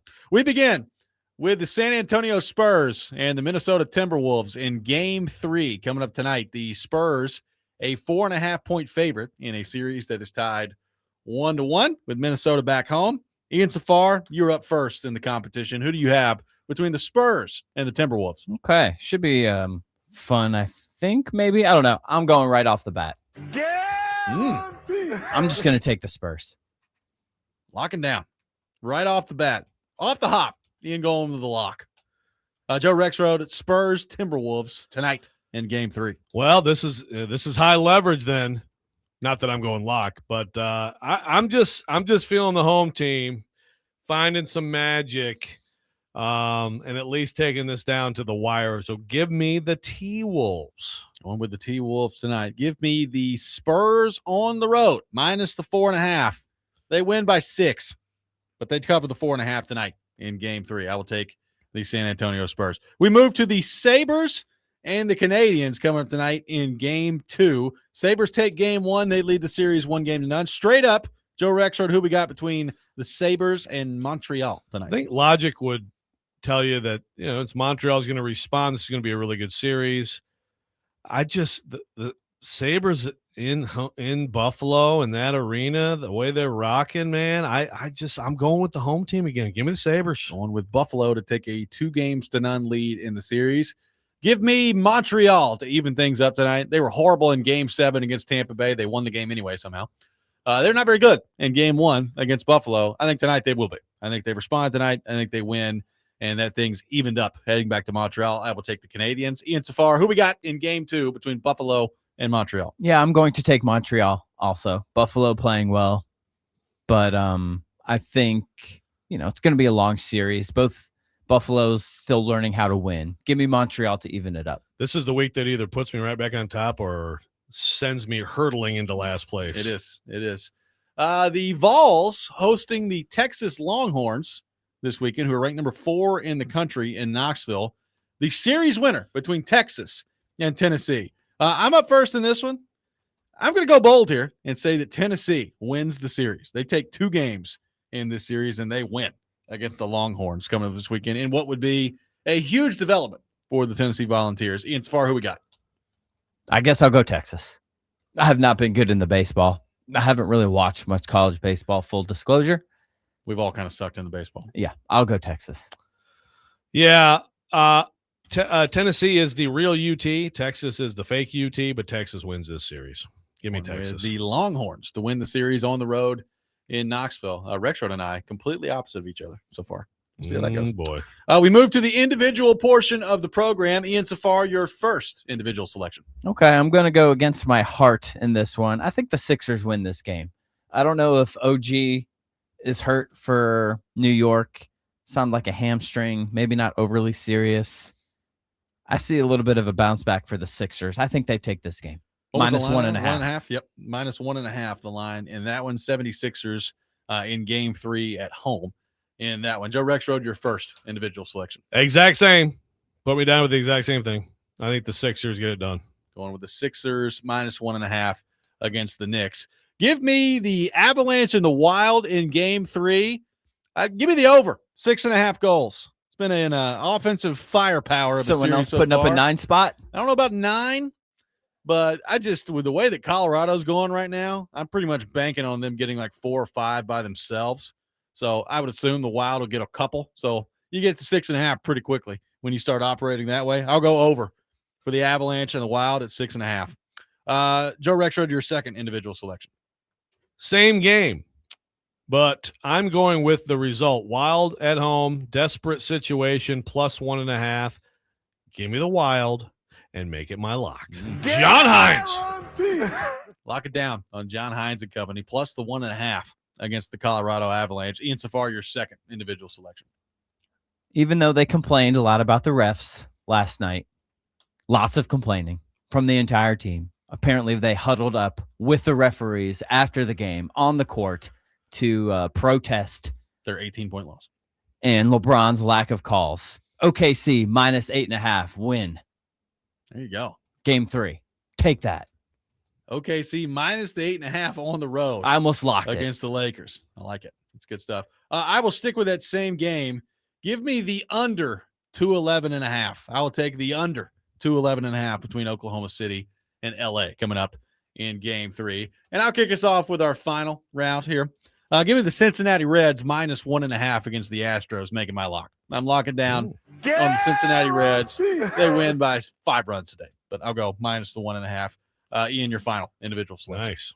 Okay, I'm going to go to hockey. Give me Vegas. They take the 2-1 series lead at Ducks. I guess it's Vegas minus 1.5, I think. That's correct. I'm going to take Vegas. Going Vegas minus the 1.5 against the Ducks in game 3. Big win for the Ducks last time out. So we'll see if they can keep things going there. Ducks are minus 1.5, or Ducks are plus 1.5 at home in that game, huh? I believe that is correct. I will double check that, but Interesting. I'm pretty sure I saw that. That is correct. There you go. Okay. Good stuff. Joe, your final individual selection. Well, I did it last week and it didn't work for me here, but it did work for me in terms of, I went against my heart and then the Pistons were down 24. I'm like, well, at least I'm going to win in weekend winners. And then they came back and outscored them 55-19 in the second half and completely flipped their season around. My Pistons. Yes, your Pistons. But so Cavs are minus 4.5 in game 3. Cavs are down 2-0 in the series. Give me the Cavs. I think the Cavs respond.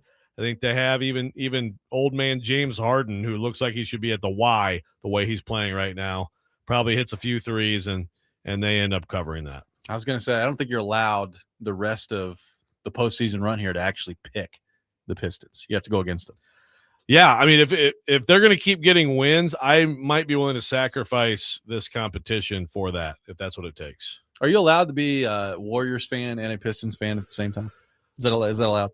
I don't know. I mean, at least they're in different conferences. That's true. I mean, I've been a Pistons fan my whole life. I've loved this iteration of the Warriors, which is, I mean, like when the Warriors don't have Steph and Draymond, like I probably am not going to root for I'm trying to think who they had, like Darren Peterson or something. You know what I mean? Yeah. So also Festus Ezeli. Yep. Yeah, exactly. I've always believed it's okay to have, like I had like the Cubs are my National League team. Okay. Tigers. I'm just throwing the question out there. I'm not judging either way. That's fine. I mean, we've had our time. I will tell you that the child, he loves all the Detroit teams, but he really can't get in the Pistons because he loves the Warriors so much. So, okay. But that's because that's an early age. For me, the Pistons were like, I was like a little kid in grade school when Isaiah Thomas got there. So that's really that's what's in the heart. But for him, it's really the Warriors. So maybe he'll stick with them. No Nashville SC this week for Ian. He's taking a break. Yeah, not a good feel. Don't have a good feel for what's going on. They lost in the Champions Cup on the road. LT Grace couldn't get one in the back of the net. Serge dealing with this hamstring injury, hasn't played. Eddie Tagseth also not playing. Quad, Dr. Crane Fraser says here. So they're a little shaky, a little up and down. We'll get back on the mojo, get back on the routine, see how it goes. It's 2 in a row. He's dropped on Nashville SC. You've done win, lose, and draw with them. Correct. What about why not try over under sometime? What is it over under like 0.5? I don't know. I don't know if they have over-unders in soccer. may I not. have to look. MLS. Nick I have to Frazier, do look. they have over-unders? They have over-unders in MLS on bets? Okay. Is that right? 0.5? Is the over-under in a game? Higher? Okay. Maybe 1.5. 1.5? Yeah, that seems right. You could try that one sometime. Yeah, Maybe next time. We'll have to see. So, yeah, thanks, Joe's Joe. trying to goat me into taking over-unders Appreciate it. so I lose in soccer over-unders. Well, Robbie's getting big on the over-unders, which is, I remember like D-Mace back, in the day when I would listen to their pick show, he was like all over-under. Well, I mean, it's not a bad way to go. I should probably look at it. we're running out of games. We got to go deep cuts. Some of these. I mean, the competition, and it only goes through the end of the NBA and Stanley Cup Finals. Yeah. So we're getting close. We should probably eat this pizza at some point. I think we're like 2 behind. 615-737-1025, our phone number. 615-737-1025. We will wrap up the show coming up next. Robby and Rexrode, 1025 The Game.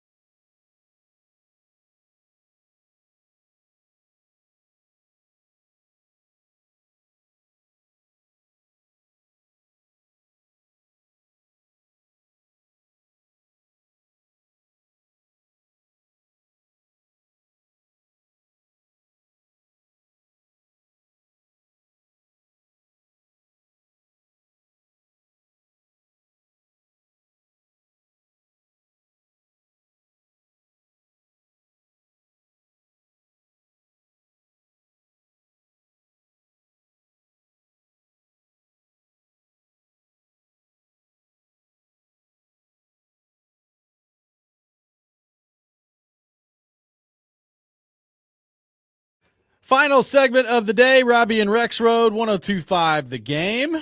Taking your thoughts at 615-737-1025, our phone number, 615-737-1025. A lot of different thoughts today. Appreciate the participation throughout the show. We've covered a lot of ground today here on the program. We've been kind of all over the place a little bit, which is I like it. Those are fun days. Oh, I like it. We've covered NCAA tournament expansion, Predators general manager search, Vrabel Gate going on. A lot of stuff happening out there. Amy Gate. I'm so sorry, Amy. You were right all along. Stop it. Got a little. They're probably not going to hire a president of football operations, are they? The more you think about it, it's like, well, they probably would be going through a search right now, wouldn't they? Like, if it's as important as they have claimed that it is, don't you think a search would be happening at this point? Yeah. So they're probably not hiring one. Wonderful. Great job. So Chad Brinker just sat there day after day playing like working on a Rubik's Cube in his office doing nothing. Is that what happened? I love how your reference is still a Rubik's Cube. That's awesome. Do people not know what a Rubik's No, they Cube do. is? I'm just, I'm sorry, I'm old. When did that get invented? When was the Rubik's Cube invented? Oh, I'm going to go mid-70s. Oh, no. Like 81 is my guess. It was huge in 81, 82, right around there. 1974. 74. That's what the internet says. So the people that were doing the Rubik's Cube in like 1976, 1970, like those were like people who were doing AI like in 2018. Yeah, like being invented is one thing. Peak popularity certainly came later, but 74 when it was invented. No kidding. What does it say? What you're looking at? Does it say when it went to the market? It does not. Let me pull it up. That's back when people had huge computers. I had a Commodore. It was launched internationally in 1980, but created in 1974 and sold in Hungary. It was billed as the Magic Cube in 1977. Gained global popularity. First in Hungary. Yeah, interesting. That's where it was invented. Okay, no kidding. Didn't think you're going to learn that today, did you? The show is so educational. Yeah. It's not just amazing entertainment. I don't think I've ever solved one. Like, I don't know that I've ever even really had one. I know hell what it is. no. Oh, I tried. I mean, I got 2 colors. That's the most I've ever been able to do, and it was painful. And sure, I was like in like 3rd grade or whatever, but still, like I spent hours on it, and I got 2 sides. And I'm like, how would you ever solve this thing? How would you ever possibly solve it? And there's people who just like, oh yeah, it's just done. It's amazing stuff, man. 1974. How about that? So anyway, why did I bring up Rubik's Cube? Oh, that's because Chad Brinker. Oh yeah, Chad Brinker sitting in his office playing. Yeah, he's about that age where he'd know the Rubik's Cube well. So maybe he was playing. What was the the little football that we used to have, the little video games back in the day in the 80s that basically was just like a dot on the screen, burp, burp, burp, and you you dodge the guy and you score a touchdown, something like that. But yeah, apparently like his job actually was completely inconsequential. So I guess we'll see. Maybe next week the Titans and Preds will have a joint press conference about the new GM and new president of football operations hire. How about that? I mean, we don't even want to get into like if the Predators decide to go GM and president of hockey operations at the same time. They've never done that, but some people, there are organizations now that have both. Wow. So maybe the Preds have looked at the Titan structure and said, that is the new structure. That's what we're going to do. That's what we need to do. All you got to do for wisdom around here is look across the river. Oh, yeah. Yeah, that's what you want to do. Actually, Vingan did, by the way, text me when we were talking about the speculation. And Jeff Merrick did say on their show that the perception is that this is Fitzgerald's job to lose. I still wonder what that means, though. The perception is that perception based on anyone in the Preds organization saying so, or is it just like, oh yeah, that makes sense? You know what I mean? Well, again, it comes down to that's semantics on that one. Or also like if that's the perception. I think another phrase I've seen is like it's his job to lose. It's like, okay, how's he going to lose it between now and when they hire him? Like, to me, if you've made that decision, well, then hire him. Because the more you don't hire him, the more it tells me you haven't made that decision. Exactly. That's the only way I can read his to it. lose. So yeah. So are they trailing him with agents, with cameras, like seeing stuff he's doing? Don't ever go to Center Hill Lake and rent a boat. I don't know. Like it just. It's a very strange situation. If it's him, then okay, let it be him. Are we going to get an announcement at 9:03? Maybe. That would the Friday one would be weird. Yeah. Do it Not on that Monday. it can't happen, but it would be interesting. I guess it's different if it's Friday at 9:30 in the morning as opposed to Friday afternoon at 4:00. Yeah, but then you're still there's no way you're putting together a presser that quickly, right? So you're coming back on Monday or Tuesday. So just do it on a Monday or Tuesday, and then let us talk about it all week. Sure. Robert says I should get my eyelids tattooed with a Rubik's Cube. Okay. Interesting. I probably won't do that. That could be a way that you go. Look, I on the GM front, I said it earlier. It's not like there's some huge rush from the standpoint of they're doing the draft work. Like the scouts are going through the draft process. They've been doing draft work for months at this point. So there's not a ton of more information to gather on the draft front. They're going to go through the NHL Combine, and you're going to talk to some of these guys, and obviously that can influence your decision there. But that's really it. It's not like the GM's going to have to come in and be like, all right, we got about 5 months of work to cram into 2 weeks for these draft prospects. Like, you're not dealing with that. Right. And again, unfortunately, for really the whole league, it's a terrible free agent class. It really is. Like, the more I look at it, I'm like, good grief. This is as rough of a NHL free agent class as I can remember. Yeah. No, there's really not much out there. A lot of old guys. Yeah. The number one free agent on the board, according to The Athletic, they put this out there the other day, is Darren Radish, who is the top defenseman when Victor Hedman's out for Tampa Bay. And he's a good player. He's had a great year down there in Tampa, and it basically came out of nowhere in terms of the big jump he's had, but he's the number one guy on the board. Yeah, you're not Darren doing Radish. Much. And even if the number 4 guy on the board is 36-year-old John Carlson, that kind of tells you where free agency is this summer. Yeah, my goodness. Well, that's the thing too. It's like even if it were a good class, what would the Preds approach be? Exactly. Probably not overly aggressive would be my guess. You wouldn't think so. But I could be wrong. I mean, they're going to have cap space. I mean, when Fitzgerald comes in here, who knows? He may be like, hey, no, guys, we're going for it. That Matt Duchene contract hit's going down a lot next year. Still got to pay him, but we're not paying him over $6 million like we were this past year. But it'd be nice. Meanwhile, Kyle Turris just cashing another $2 million check. Incredible. Yeah. Is there a particular day that happens, like with Bobby Bonilla Day? I don't. That's a good question. I don't know. We should get a Kyle Turris Day. Figure out when the check actually hits the. He's got 2 more years. The direct deposit. Yeah, 2 more years. That is truly amazing. Taking this almost to the 2030s. Yeah. That'll happen when you screw up a contract that big. That huge trade in the fall of 2017. Yeah. And it's continuing to hurt you almost a decade almost into the 2030s. Remember when they made that trade, I was like, oh, my goodness. They got a number 2 center. Dude, I need to find that Tennessee column. Well done! Here comes the cup, guys. Don't worry. That's going to do it for us. Hope everybody has a wonderful weekend. Happy Mother's Day to all the mothers out there.